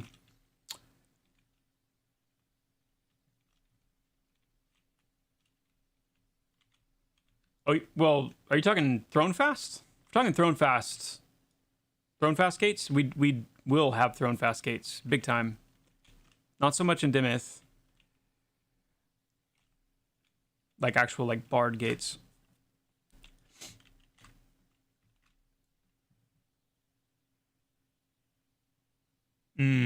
Yeah. Yeah, that's a good point, that they don't have, like, gates that can slide down, you know, and block it off if needed. Have you said if crypts are instanced at all? They're not. The Nightfall crypts are not instanced. They're not instanced.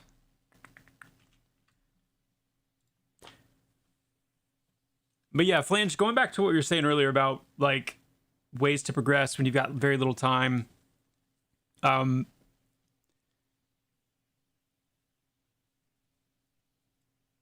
At the end of the day, you know, we can only account for so much of that, because you can get to a point with something like that, you know, as you know, where you can make it too accessible. And I say that as someone who myself is currently in the exact same situation. I don't have 4 kids, I've got 3, but, you know, it's close enough where I can feel that tension of, you know, between, and especially with, you know, dev work on Pantheon. Like, I mean, I have to work very hard to not work all the time and actually have, you know, time for family and other things. So I can say on one hand, like, I totally resonate with that. Like, is there going to be a way to progress that doesn't involve, like, you know, massive amounts of time being spent just, you know, trying to squeeze out levels? And the answer is, you know, we are making steps come spring to improve the leveling curve significantly in terms of, like, the feel of it. So it doesn't feel as grindy as it does right now. Less about, you know, it's less of a statement and less of a change, you know, geared at, like, how long it ultimately takes to level, even though there will be, you know, some changes there as well. But it's more about, like, how rewarding each individual kill feels for the time that it takes. And I think that to some degree will be helpful because, you know, a little bit of a faster leveling speed, and then getting more experience for kill makes those kills, whether you're solo or in a small group or in a full group, feel more meaningful and not as, like, I don't know, tiresome, because you're killing just so many things for just tiny little slivers and you're killing them fast. And it's just, so all that is going to help quite a bit. We're also, you know, as part of the more of the summer some of the summer updates, I would say, time frame wise, is going to be looking at how much experience quests actually reward. So we do not want quests to become a primary leveling mechanic, but we also don't want, we want them to award some experience that feels reasonable. And so, being able to knock out a couple of quests should feel like time well spent, in terms of even the experience gain. So that will also help a little bit. But at the end of the day, we do have a core gameplay loop, or goal, I should say, of 2 to 3 hours. That's what we've been aiming for. 2 to 3 hours to kind of get in the game, get a group, be able to get somewhere where you can get something done, and log off after 2 to 3 hours feeling like you've made some meaningful progress in some way. And but we have to be careful, because if we push too much past that, then people are just gonna chew through the game way too quickly. So it's a fine balance for sure.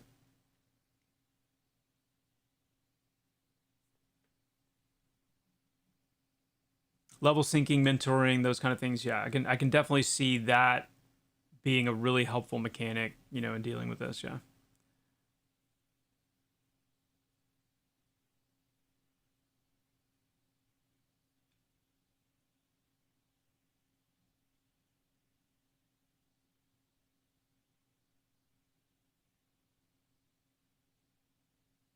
Oh, cool release. I'm glad to hear that. Really glad to hear that.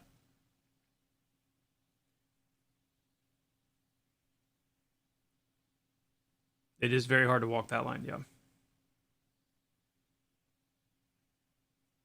Coming from WoW myself, I love it in Terminus. That's awesome. It's good. Really good to hear. Have we spoke as a dev team about mentor system? Yeah, we have. Yeah.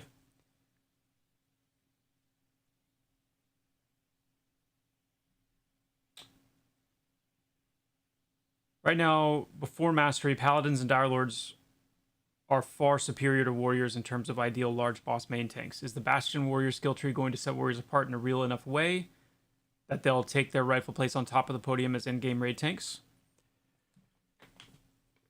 Well, T-Chief. To Chief. Or maybe it's just meant to be Chief, because the T is silent, or part of the TCH phoneme, or whatever it's called. I don't know. But regardless,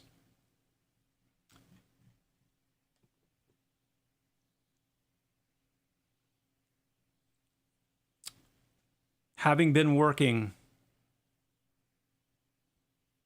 as a design team, specifically on the Warrior these past couple weeks, and the tanks in general, but we're talking about the Warrior right now. Warriors are going to be getting some much needed love. Yes, much needed. And a Bastion Warrior, for sure,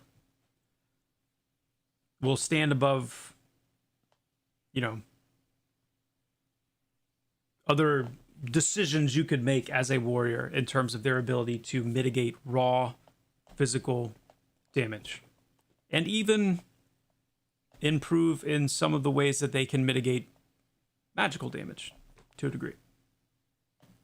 But certainly physical damage, yes. The goal with the warrior is that they would have a unique armor proficiency, allowing them to grow into heavy plate armor, which they alone can wear. As we redo, some of the numbers and the stuff, the math under armor, to make armor, even feel even more. So here, I'll give you a little. I'm always trying to dance around, like, not wanting to get into too much specifics until we're ready to really get into the specifics. But I'll give you an example of some of the dancing I'm doing right now. So one of the changes that we need to make across the board with our tanks is that, and this is going to sound weird when I say it, but tanks have too much health. Tanks have too much health. And because tanks have so much health, armor is not doing as much as it could do to offset the loss of the amount of health that they have.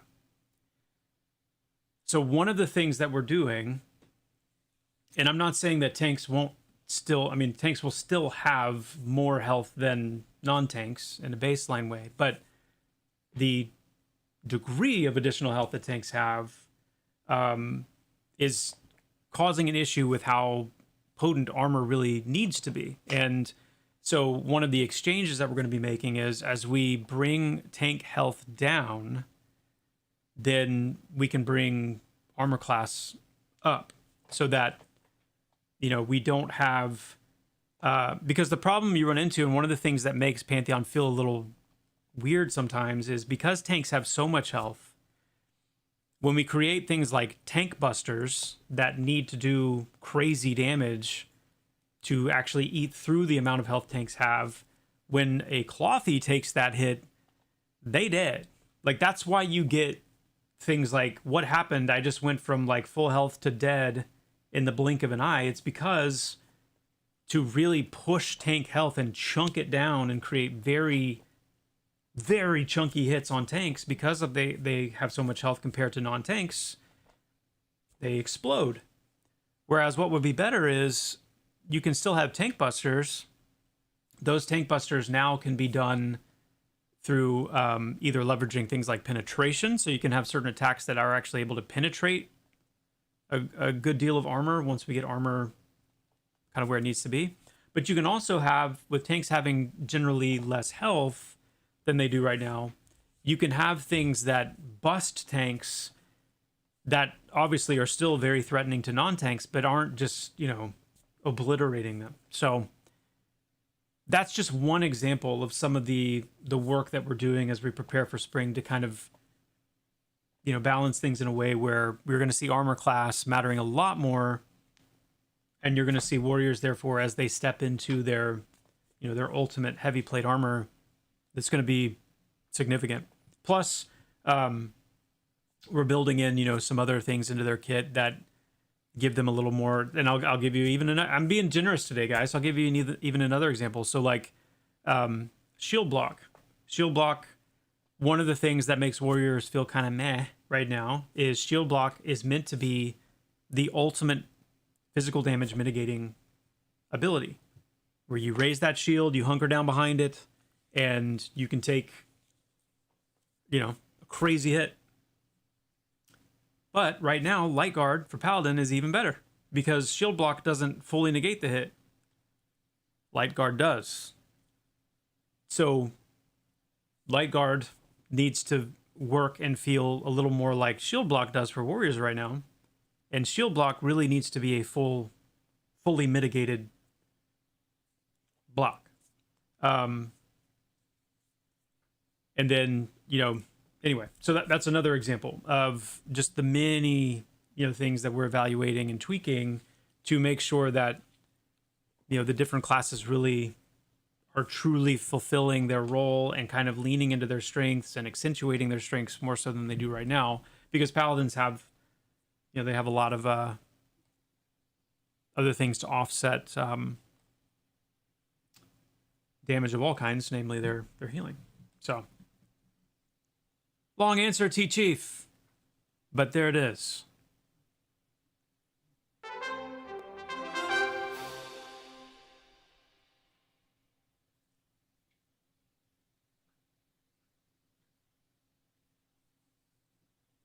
Yo, Man of Rohan, thank you so much for the Prime sub, my friend.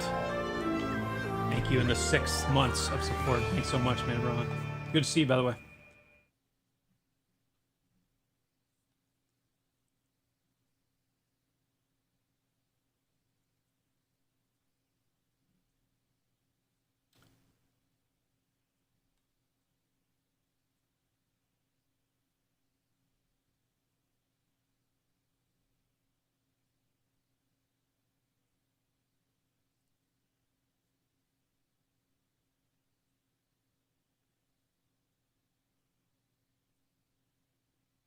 Well, so Vanna, what I'm getting at there is that that amount of damage is too much. Like that it's too hard of a hit. So even with armor mitigating that, when you do get up to that point where you're able to mitigate those kind of numbers,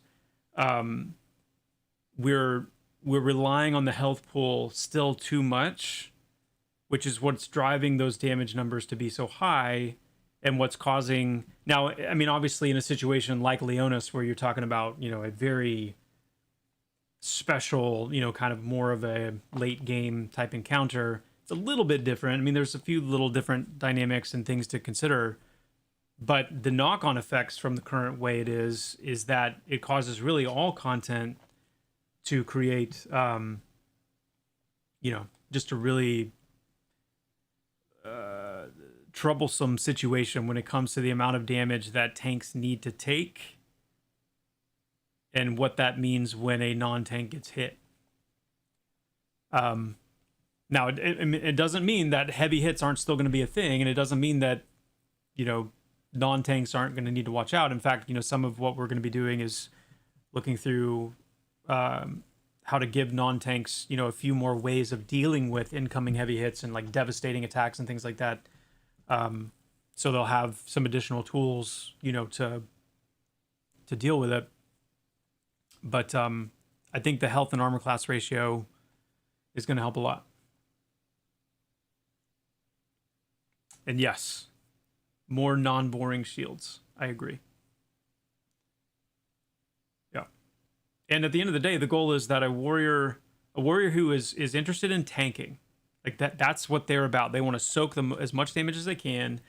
They don't care about their damage output. They don't care about, you know, having cool utility or anything like that. They literally just want to be the thing that mitigates the most damage possible.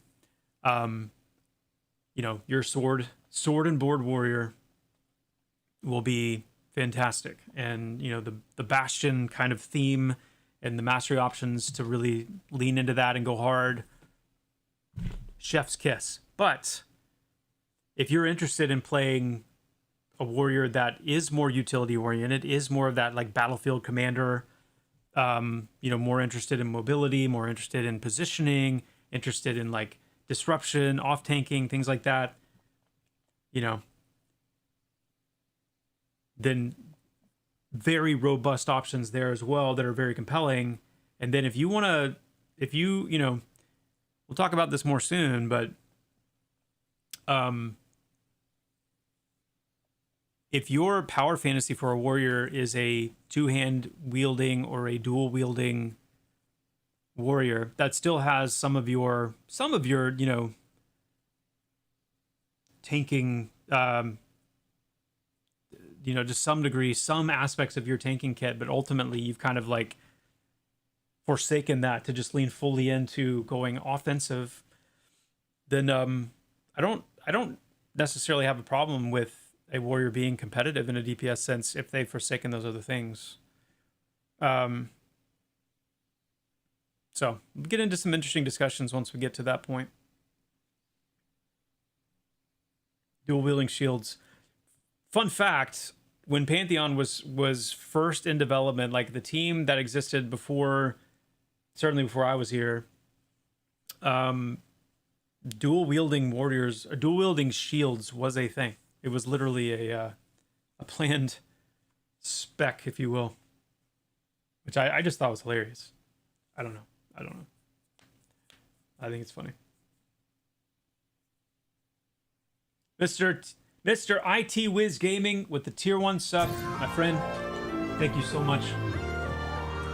Thank you for the 8 months of support. Thanks so much, Mr. IT Wiz. That's awesome. That is awesome. I am yapping so much, guys. So much. Cool. All right, so we added some little bug lights. Will we ever bring back torches? Like held torches?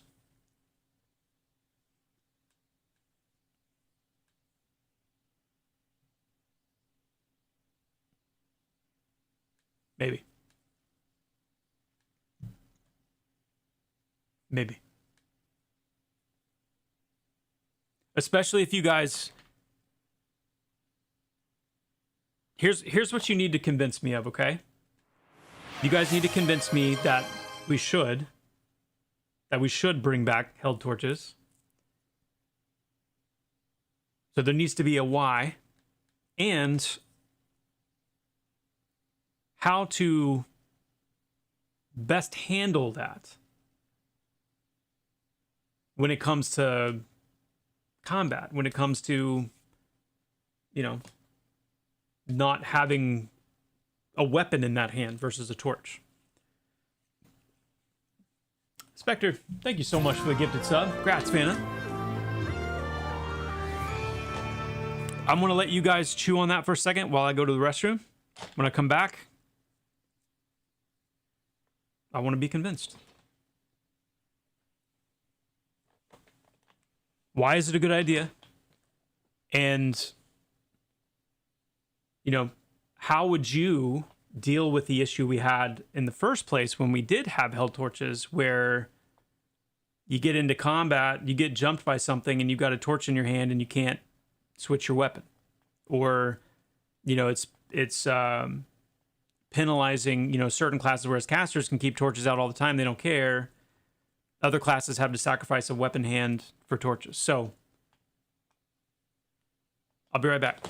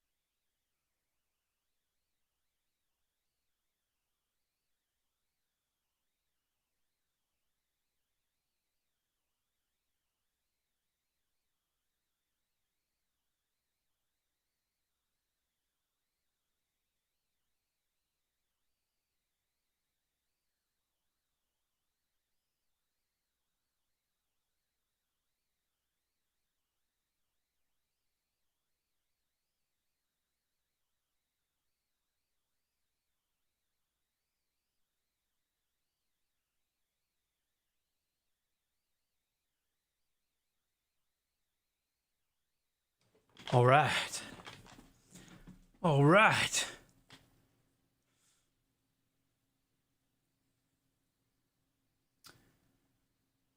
Yo, what's up, Corey Kraken? What's up? Anything new with Summoner? I haven't played since like mid last year. We are on the cusp of a pretty significant Summoner refresh. We have a dev diary coming out soon talking about it and what it's going to entail. I did a little check-in on the Summoner at the start of this stream, so you can always watch the VOD and check that out. But yeah, there's definitely some big things coming for the Summoner soon.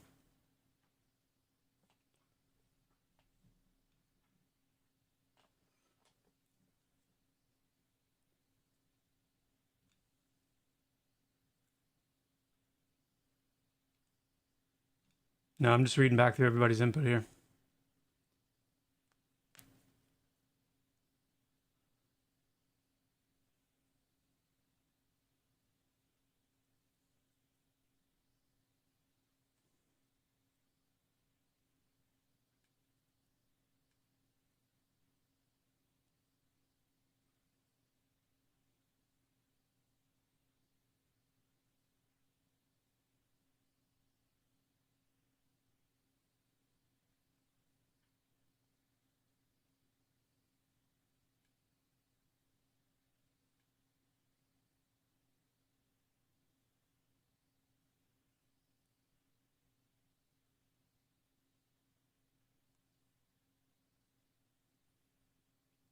Okay, so Rand saying how to best handle that was already fine. I would hold a torch if I thought the value of sight outweighed the value of the other option.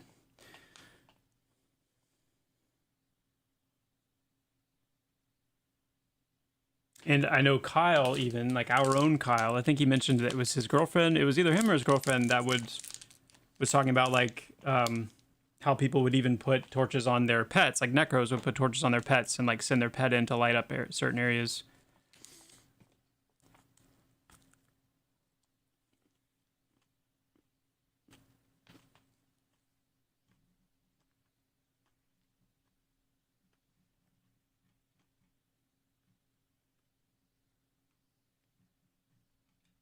Ooh, this would be a good question for the AMA, Dosey. You're right. Mmm.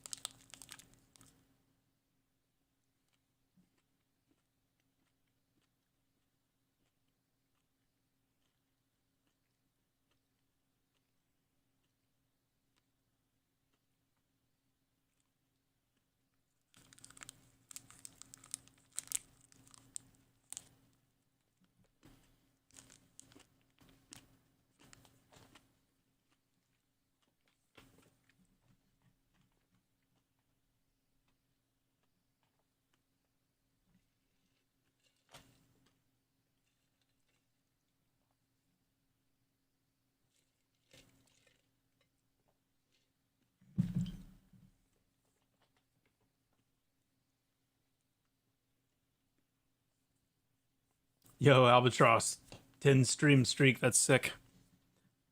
That's awesome. Thanks for being here, man.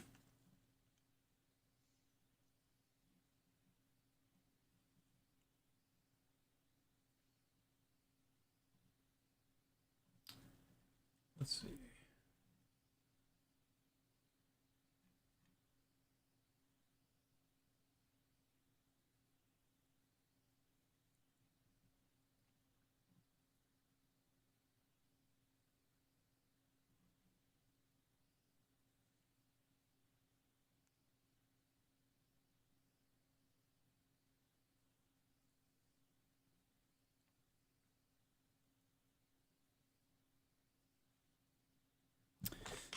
Delay. We were actually just talking about localization today.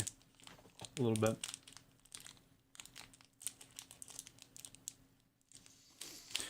I mean, it's good feedback, guys. And don't get me wrong, like the whole vibe of like holding a torch, especially with good animations for it, right? Like, you know, where you run properly with like the torch out held and you kind of, you know, move like actually holding the torch in a way where it can be very immersive. And when you're in, you know, a dark dungeon environment, like, yeah, you know, needing that torch out and inching along. So, you know, like I said before, when we introduced the torch slot, like sometimes we're going to try things and sometimes those things we try end up, you know, not kind of being altered or adjusted for a little while. But even if we kept everything exactly the same, for example, one of the things that we've intended to do with torches is have them be transient. So your torch basically has a lifetime until it burns out, and then it's no good. And so if you imagine like torches are not stackable items, and they have a shelf life to them, and when you have one in your torch slot, it's burning and being used, and you take it out of your torch slot and it stops being used up, then that could create. And if we did the torch slot in a way where when you okay, let me think through this for a second. We have the torch slot.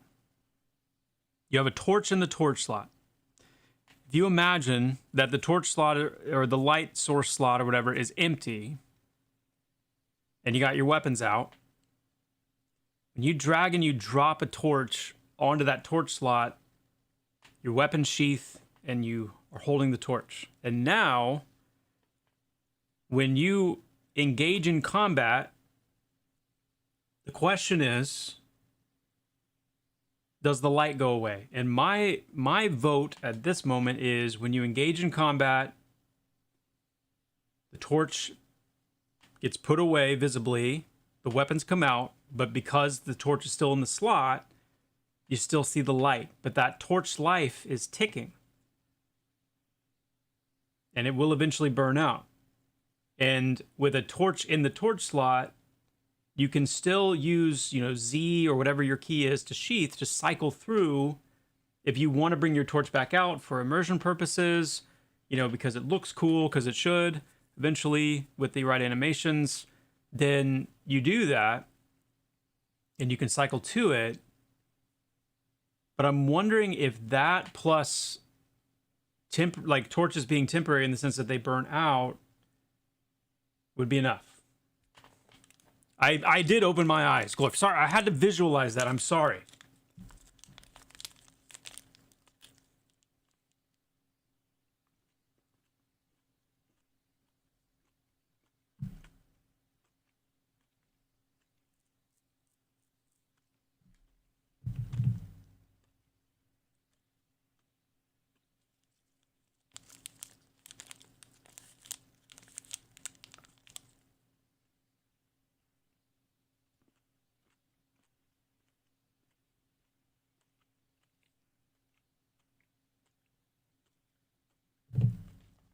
If we drop the torch and use ground-based lighting, then we open a whole other can of worms. Because now everybody can go around dropping torches.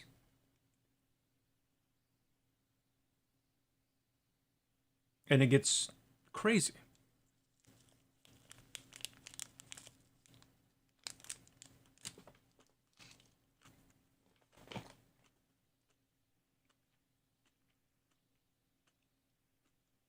Mm-hmm.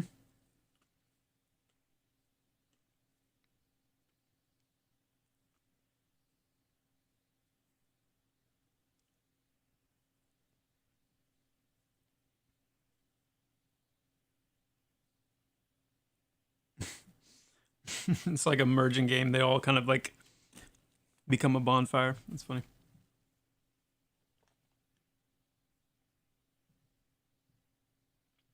I think the dropping it on the ground is a cool idea. It's something worth considering, I think. Hold on, I need to check the time, guys.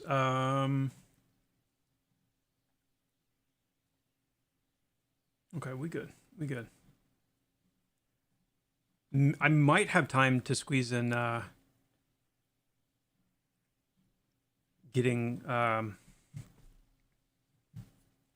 let's get on the Cleric. Let's get that level. The level that we never got last time.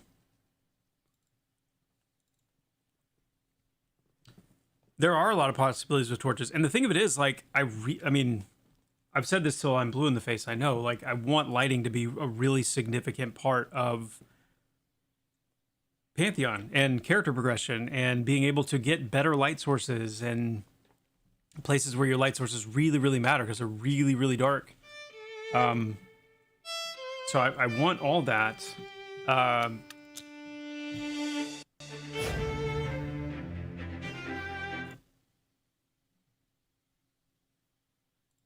Let's get out of Unity. Yo, what's up, Essential? Good to see you. My week is going very well. Thank you so much. Thanks for the well wishes.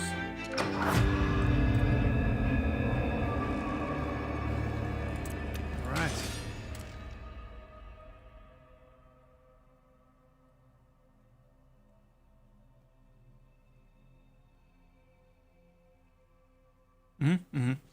Yeah.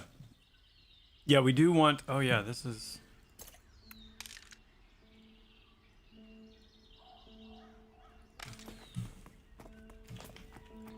We do want, Hey there, buddy. Getting right into the action here. Yes, in a world of magic, would there be any reason mages and spellcasters wouldn't already have a solution for this? They definitely would. But that's where it's like... You know, you have to think about how you want to build the progression experience, the experience of progression, rather.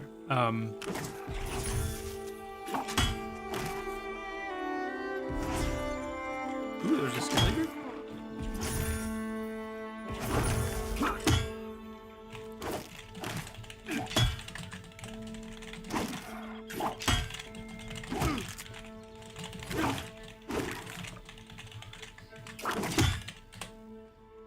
Yo, Essential, thank you so much for the Prime. That was the wrong button. Thank you. Appreciate it, man.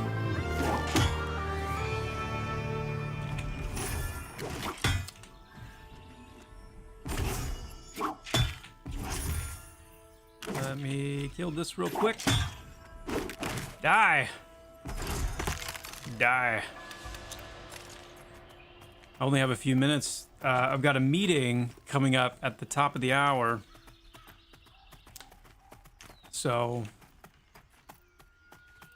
but I would like to, did we squeeze depth of field into the game by any chance?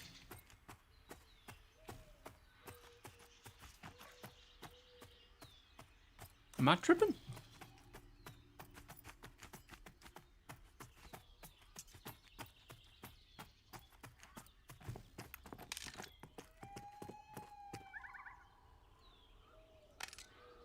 Ah, it was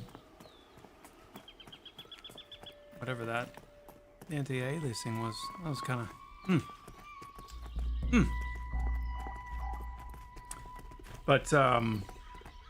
But yeah, that's where we have to be careful with, like, yes, a magic caster could use it or could, you know, bypass that issue.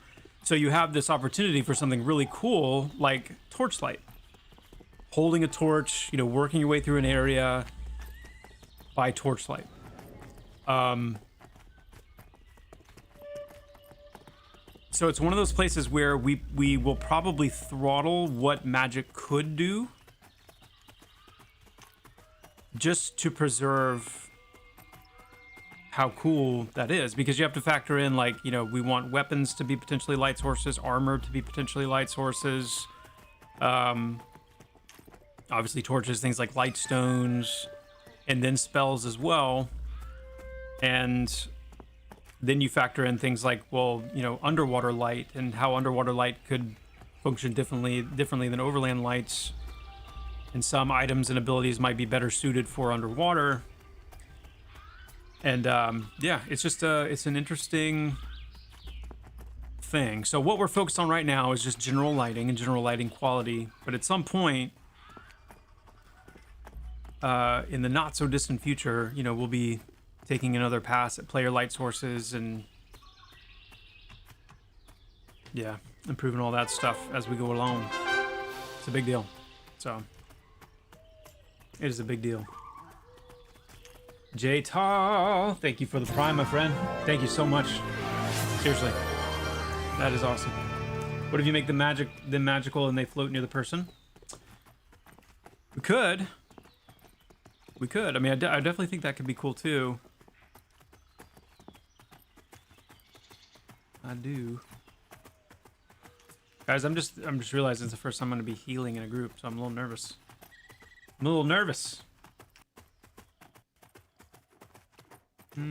Down slap with the 30 stream streak.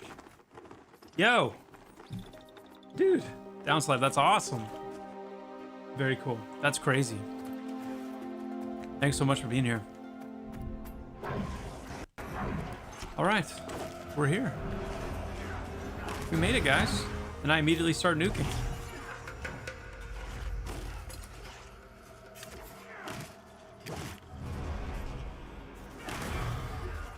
I feel like I shouldn't do that right now, though, because I'm... You know. I don't want to get sucked away as soon as I get here.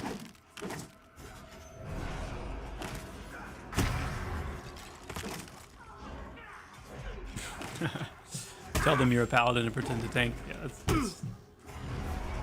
that's all you need to do, really. Yeah.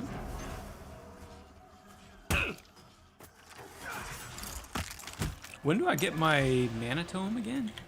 Or like getting mana by like beating on it? But this was your main. We're about to see a masterclass. You are absolutely correct. You're absolutely correct. Buckle up. Okay? Buckle up. Just like me standing like that just then. That was on purpose. Everything I do has a purpose and a reason behind it. Some with, you know, multiple layers of depth.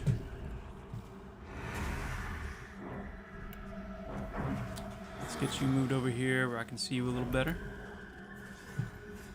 You know, even down to the fact that I haven't buffed anybody yet. You know? Like, I haven't buffed a single person. That too is by design. The ad that I just had, you know, jump on me, sitting in this location instead of sitting where, you know, the people obviously are sitting. That's another really big part of the situation. You know, these are things you don't think about when you don't main a cleric, you know? Easy to miss. Very easy to miss.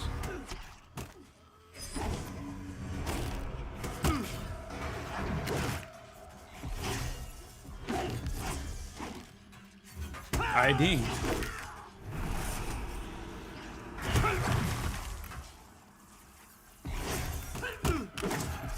We have a level 10 druid in the group.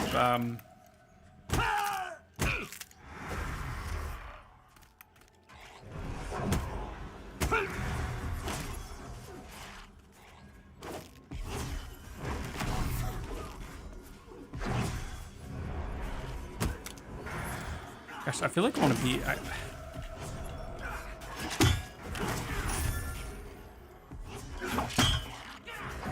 I should really sit though, shouldn't I?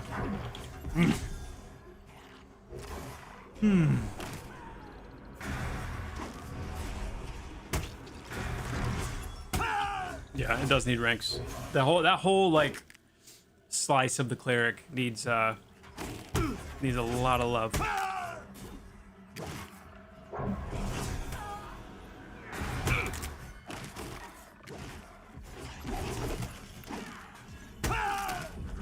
Shield on there.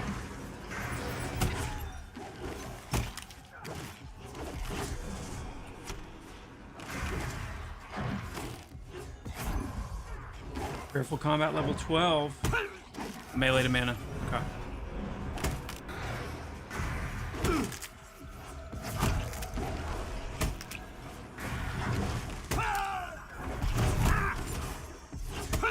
Clutch. Absolutely clutch.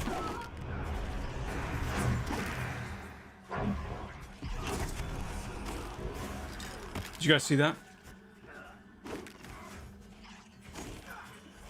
I'm confused. Why not helping group mates? Well,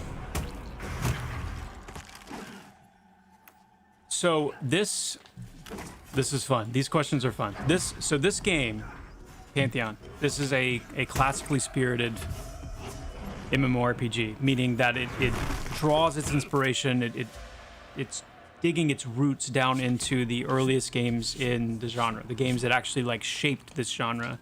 Games like EverQuest, Ultima Online, Dark Age of Camelot, Asheron's Call, things like that. And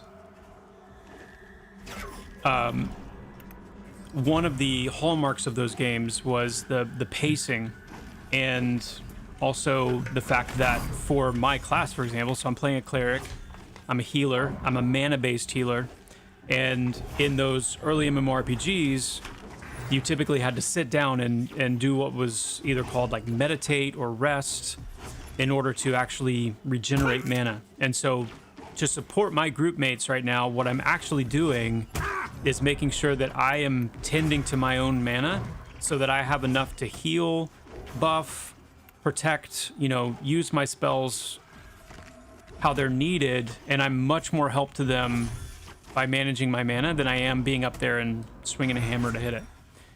Now, the interesting thing, though, is come spring, in the over these next few months, one of the things that we're going to be introducing to the game is what's called the mastery system, which is kind of like an alternate advancement talent tree type system, where with the cleric, for example, one of our goals is to make this particular class able to be more of an effective healer while in melee range, dealing melee damage. And so that option actually will exist even more so than it does now. But for now, what I'm doing is just meditating and resting, making sure that I always have enough mana to handle what needs to handle. We just don't have like a good animation or visual to portray the fact that I'm resting, other than this little icon up here. But while I'm not needing to use mana, I can always come up here and beat on it a little bit.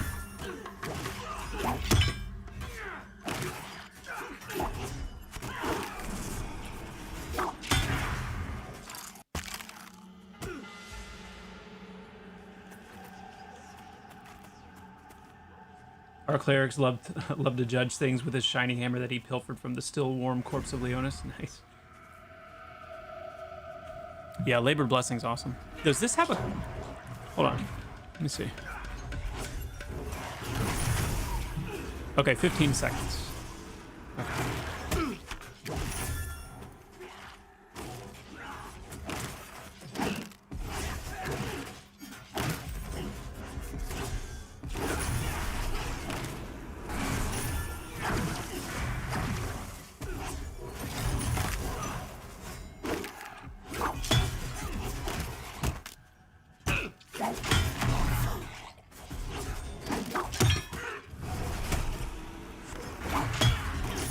Yeah, I could always nuke a little bit.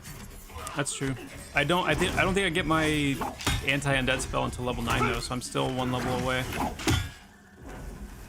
Because yeah, if I had undead nukes, in fact,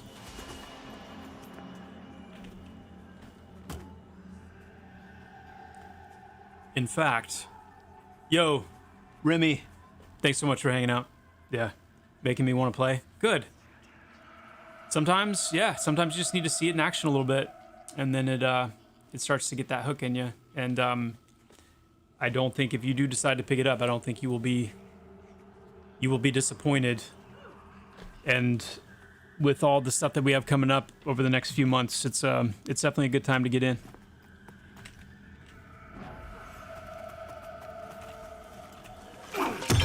What I was gonna say is, with mastery for clerics, you know, I'm pretty keen. One of the things that we're exploring is a kind of a smite focused cleric kind of build. Can you imagine like a smite cleric? Can you imagine? Geared out for like holy damage.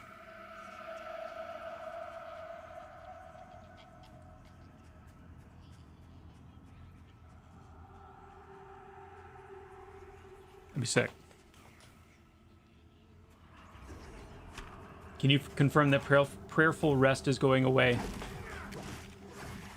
I am going to pretty much confirm that we are going to be moving away from the mana return techniques and going more towards kind of like more kind of class fantasy embedded mana management mechanics. Things like chrono burn for the shaman, things like kind of developing out the whole idea of like tome play and various, ways that the cleric, either in melee or at range, will have to regain mana than just the techniques by themselves. Rule 30.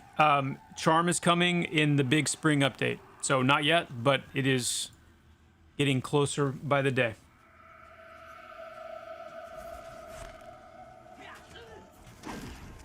I'll snook a little bit. Snook a little bit. Look how much shielding we can with the druid and the cleric. It's like, bruh.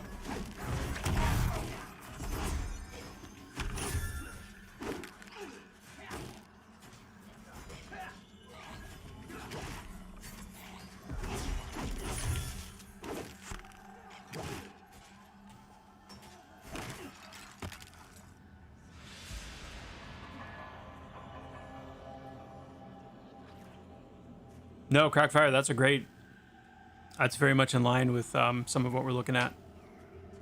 Named, what? Is that Rattle Cage? Whoa. I did forget for a second that we did change the some of the spawn rates on these things, but man, I haven't seen Rattle Cage in the wild. I mean, my goodness.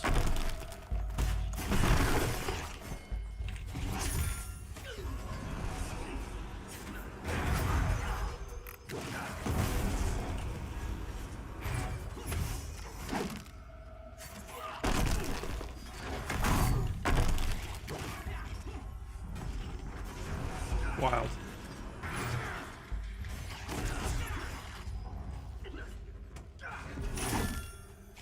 What do we need to do to get him to pop? I can't say. I can't say. That'd be cheating.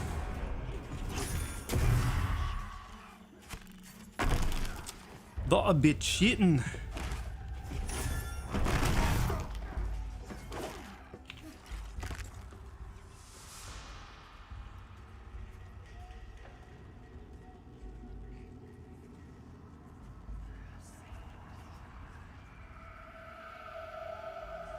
What do you think it is, guys?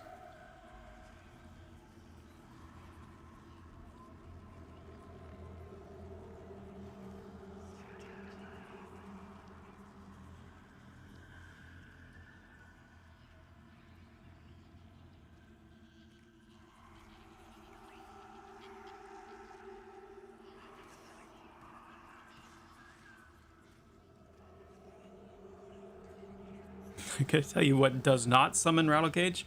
Yeah, I mean, logging into the game, selling things at vendors,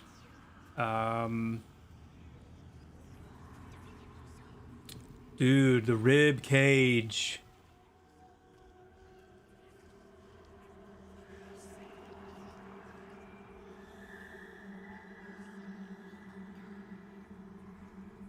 Bro, I'm not gonna roll against. I'm not gonna roll. That's sick though.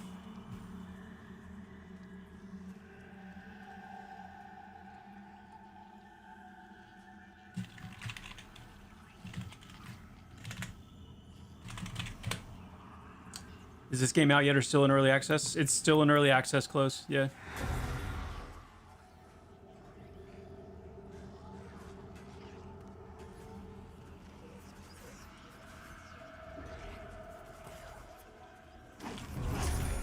That's sick.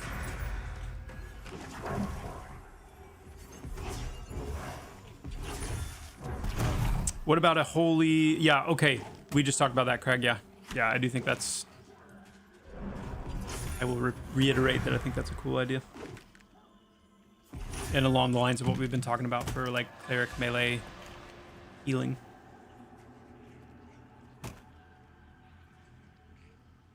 That's a relic. That's a really rare relic from a really, really rare NPC that is a passive health regen.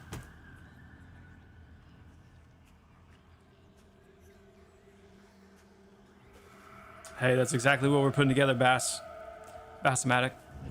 Exactly what we are building, man.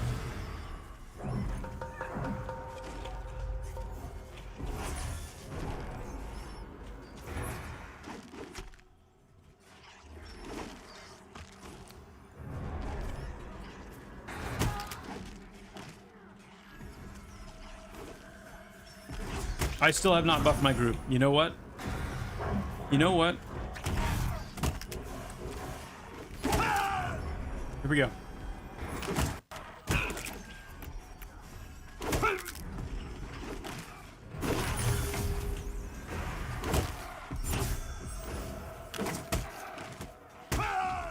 Apparently that skeleton had a big problem with that too. It's like,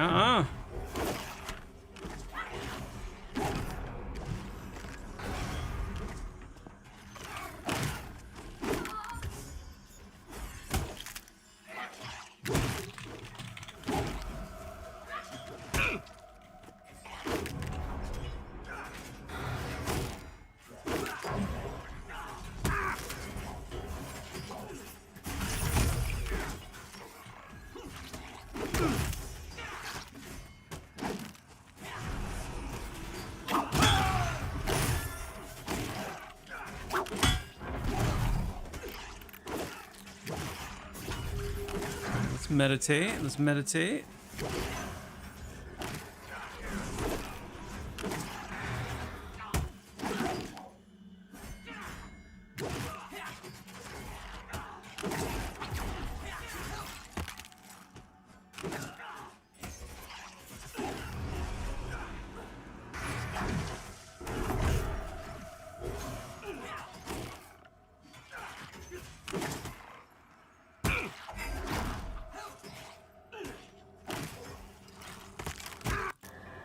Okay.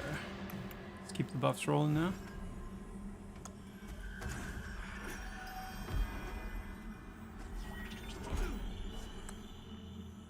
I'm not even buffed. I haven't even buffed myself.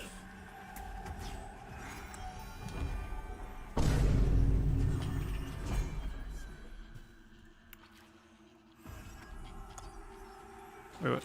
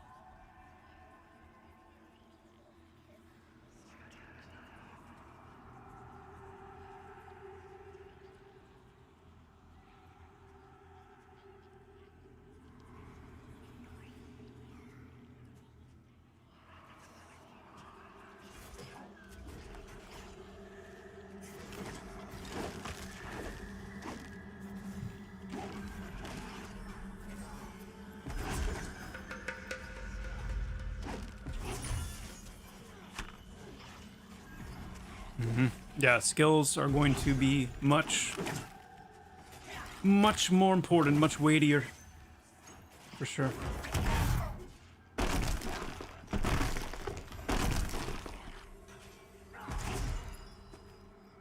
No spell components on any of these buffs so far. We don't have reagents on any of our buffs at the moment. That could change. Oh, my sweet Christmas morning. As the sun gently slopes into the fading blue sky of life.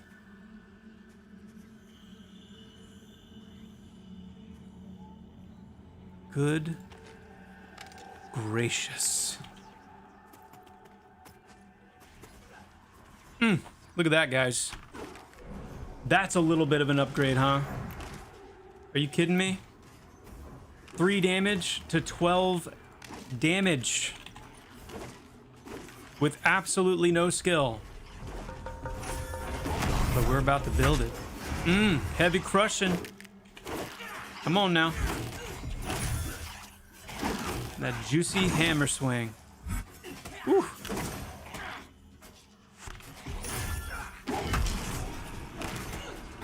Juicing big time. Ooh, that hit, I love it.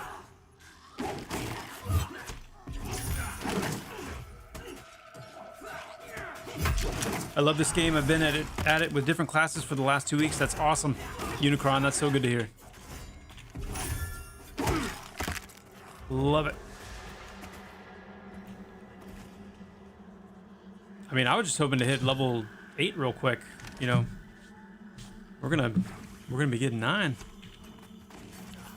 And with an awesome like hammer upgrade like this, come on now.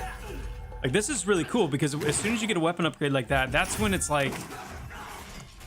And again, it brings me back to that whole like accessibility conversation and kind of like the world, like opening up more of the world, like we're planning to do. You get a weapon upgrade like that, and it's like, okay, my options are different now. You know, like once I get this weapon skilled up, now I can actually like, okay, where do I want to see if I can carve out a place to test my metal? But also in like a group sense like this, like, now I feel like I can actually contribute something. If I was the only healer in the group, I would definitely be, well, for one, I'd be healing a lot more, so. But given that Dolmen Wood is here with us, got a little more wiggle room. Wiggle room.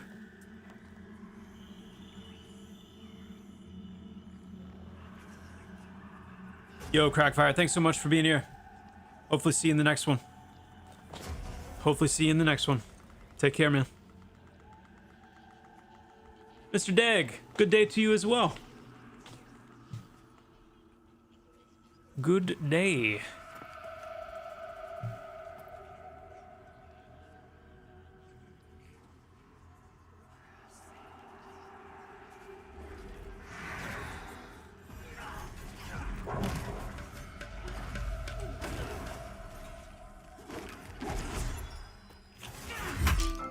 Apparently Zyrus is up. Donkey Kong Jr. says, anyone want to kill him and give me the staff? You know? Cleric is my destiny. I do believe it is. I do believe it is. He's negotiating. He's driving a hard bargain there. Does anyone want to come kill Zyrus and give me the staff?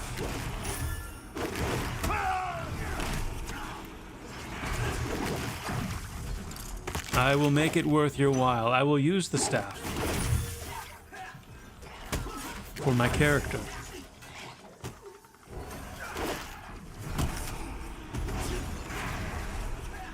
Flange, we do plan to do more with Aradune in game for sure.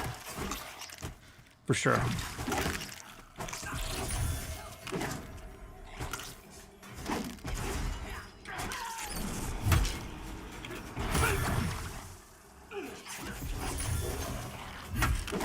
Can Cleric hold a religious symbol in offhand instead of a cross wrong? We kind of want to stay away from like real world religious symbols. Now, in terms of like there being certain symbols that relate to Coursera or like the Corsaran Order or Corsaran Temple, things like that, then there's probably some things we could find that could be cool as like a cleric specific offhand type thing, for sure.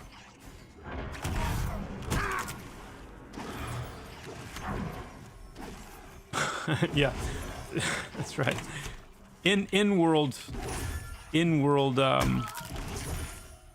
religious symbols, if you could even call it that, because again, like the things are so scuffed right now with like celestials and the whole situation between the mortals and the celestials. So it's a very scuffed situation.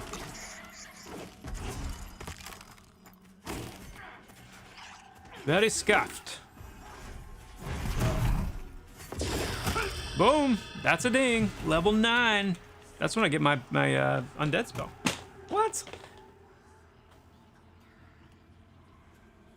What?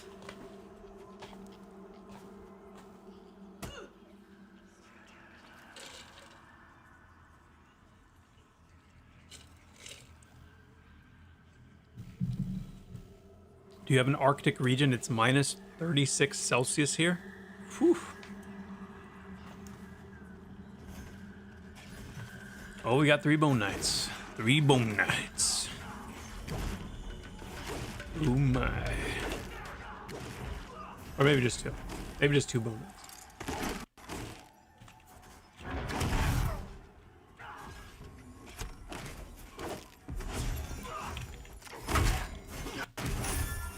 Come on, heavy crushing. Yeah.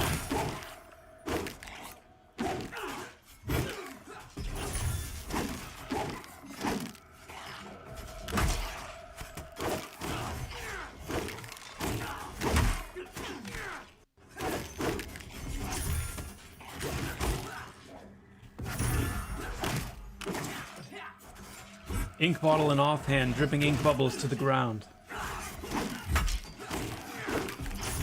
That's some aura right there. Can you imagine?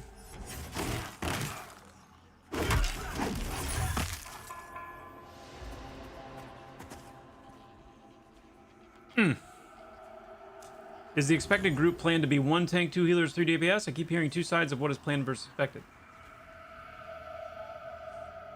The ideal group makeup should be, in most cases, tank, healer, CC, and 3 DPS.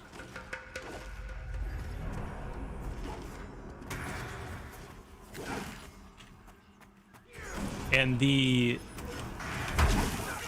variable in there is going to be how much support and what kind of support.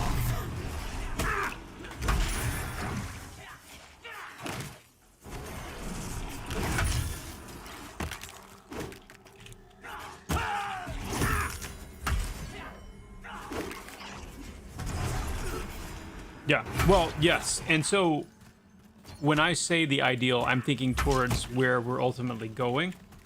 I think with, you know, some of the changes and updates and things coming in spring, that's when we'll see, you know, people feeling less like they need to run with 2 healers. Yeah.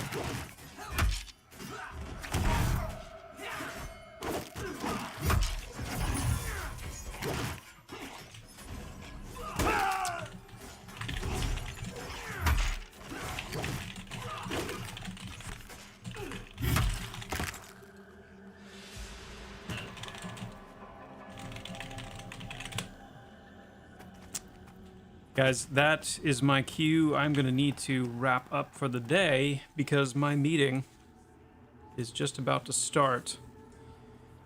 So, is the Necro CC still channeled? It is still channeled as of right now, but we're going to be doing some Necro updates soon. And their CC repertoire will be changing.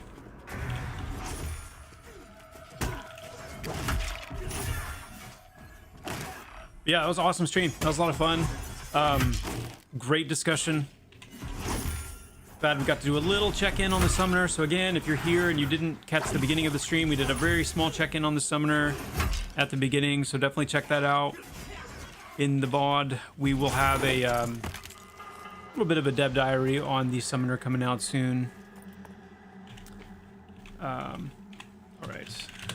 So there'll be more to... Actually, let me not camp out here. That would be a questionable decision at best. Highly questionable. This will be fine right here. That's cool. Level 9. Level 9. Oh, we've got the AMA tomorrow. So on the new official Pantheon Reddit, we've got an AMA. Don't even remember what time it is at the moment.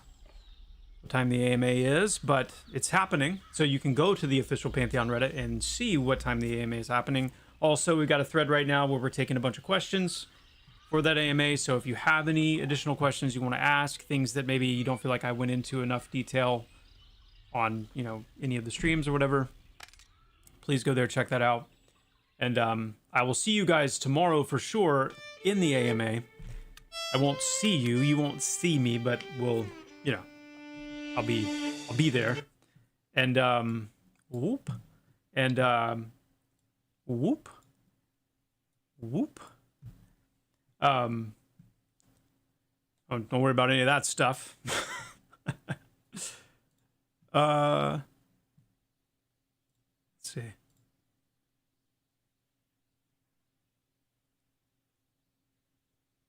Okay, we're good. We're good. Well, you know, we're good. we're good. All things considered, we're good.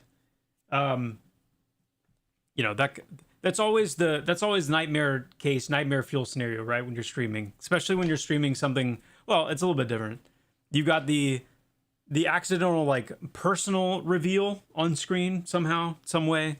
But then when you're streaming as a developer for a game, you've also got the, you know, is there any chance that I'm going to have something up on screen that, you know, is top secret or something that whatever. So on the realm and in the spectrum of like, you know, that was very mild. That could have been a lot worse. But hey, you know, I've been streaming for how long, and we've had only a few of those incidents, so I'm happy. But anyway, guys, tomorrow, Reddit AMA, check it out. I don't know if I'm going to be streaming again before next week. If I don't, then next Monday, we're back in action, so I'll catch you again there. Thank you guys so much for the follows. Thank you for the sub love today. It was amazing. You guys rock, and I will be catching you again soon. So until then, take care. Have an awesome rest of your waking time. And my friends, onward and upward. I will see you very soon. Adios.